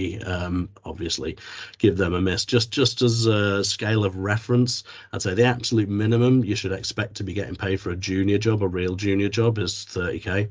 But the minimum you should expect from a mid-level is 45k. And minimums, I know juniors who make more than that. I know mid-levels who make significantly more than that. So, you know, that's just, you know, if it's less than that, throw it in the bin unless it's made for you. It's a charity you love or something, you know. Really, just forget people who are asking, you know, offering cheeky salaries. Okay, last few pages. Things to do once you've got the gig, once you've got the job. One of the first things you're going to want to be aware of is psychological safety. Everyone's mentioned imposter syndrome. It's absolutely ubiquitous. You know, everyone's very nervous about what they know at first. It's absolutely natural. You know, you may never get over it completely, but just reassure yourself, nobody knows it all. I heard a really good, or read a really good tweet by somebody who's quite famous in the industry the other day, and they listed all the stuff they still don't know. And they're a name in the industry. They've been a famous programmer for 20, 25 years, and they owned a big company and everything. And they just listed out all of the stuff they still don't know how to do. And it was really basic stuff, a lot of it. You know, nobody knows it all. So, yeah, breathe. Pace yourself. It's tempting to overwork when you get that first gig because you feel like you're struggling to stay afloat, but you know, really, you know, don't burn yourself out. You know, pace yourself a bit, take a step back. Tell people when you don't understand stuff. This is really hard to do. It's, you know, especially when you're brand new, but you need to do it because otherwise people will understand, you know, talk to you and assume you've got it. So you can't let that happen. Even if it's a bit embarrassing, you have to do it a lot. You know, tell people when you don't understand. If you need to ask questions, ask them to specific people. Really helps rather than just putting yourself out there in a group chat or anything like that. Try and find one person. And this brings me on to the buddy system. If you can get a job that implements the buddy system where you get paired up with somebody in particular when you join, that's the ideal. That's the gold standard, because then you can nag them with all your questions and they'll understand because they've been a junior, and that's a great thing. If they, you know, if your job does that, yeah, that's great. Also, you know, take every opportunity to pair with people. Reach out to people and ask to pair with them as soon as you get there. Don't wait about. You know, just say, hi, can I shadow you? Can I pair with you? You know, and just, yeah. I'm gonna skip over some of this stuff. Actually, we don't want to be here all night. Shell scripting is good to use. That's all I'm going to say about that. Take loads of notes. Notes are really useful, especially when you're working on a very large code base. You know, make notes of what you're doing. A thing I find when I'm in a very big code base and I'm confused about something, I just start putting comments in the code going, why is this doing this? You know, this gives us a string, why? You know, and just, you know, when you're debugging a program, just feel free to scatter, you know, comments and notes to yourself all through the code, because you're not going to commit them, you're just using them while you're debugging. So that's a really helpful debugging technique when you know you're lost. And then, yeah, make use of the AI tools that are out there. I've already talked about ChatGPT. GitHub Copilot is great as well. I've got that. That really takes the sting out of a lot of rote work and stuff. You know, it understands your code well enough to, yeah, just the autocomplete you get. You know, really, you can start typing a line of code and, you know, 3 times out of 4 it'll guess it absolutely as you would have typed it, but it saved you typing 70 characters, you know. Don't stop learning, obviously, and then, yeah, I'd encourage anyone, as soon as you're in a job, even before, if you get a chance to, engage in teaching and mentoring and coaching, and take opportunities to do speaking. There's lots of places you can do mentoring and coaching. Code Bar is brilliant, and obviously, yes, yeah, reach out to people like Ilesh, who run Tech Meetups, and yeah, do a little speaking at those, because yeah, it's good for you. So yeah, that concludes my long presentation. Thanks for staying till the end. Well done if you've made it to the end. And so yeah, I guess if there's any questions, I'll answer those. Otherwise, just back over to Ilesh. Yeah, no, thank you, Roger. Are there any questions from anybody? Everyone's dead now. No, we've got a question. What were the most important gaps in your knowledge and skills that you have had to fill once you finished your bootcamp? To fill once I finished the bootcamp, you know, I think I was ready. As soon as I finished my bootcamp, I could have gone into a job the next day, and it was just, you know, there was a long period where no one believed I had those skills that could do the job. So, you know, you've got this slog of trying to get the job. I think my bootcamp set me up really well. Obviously, there's no end of learning, but the bootcamp was very holistic. I mean, I got to try a bit of everything, and I got to work in a Scrum team. I learned, GitHub and Git really well. Obviously, there's gaps in the knowledge, but the job is going to fill those in pretty soon. Any job you move into, you're going to have a bunch of systems you've not used. There'll be a ticketing system you haven't used. There'll be some stuff you haven't used, and you have to learn it. Don't feel like you have to learn all of those things before you can do the job. That's just you parachute into the job, and you have to learn it there and then. Yeah, sounds good. Any other questions?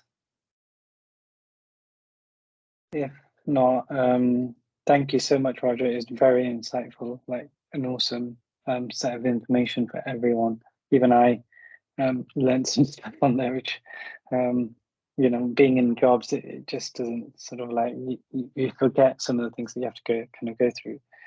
I don't know if there's a question. Oh, here we go. He's got some questions. Are you working on something? We're on Swift. Okay, there we go. Okay. How important is it to learn about data structures and algorithms to land that first job? It's not important at all. Okay. Thanks.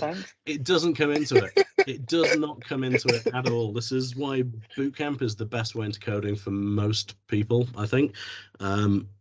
If you want to get into that heavy stuff, computer science is your way into that. Most jobs, you're not right. You will never write. Most programmers will never write a sorting algorithm outside of a degree that they do. You're never expected to do that.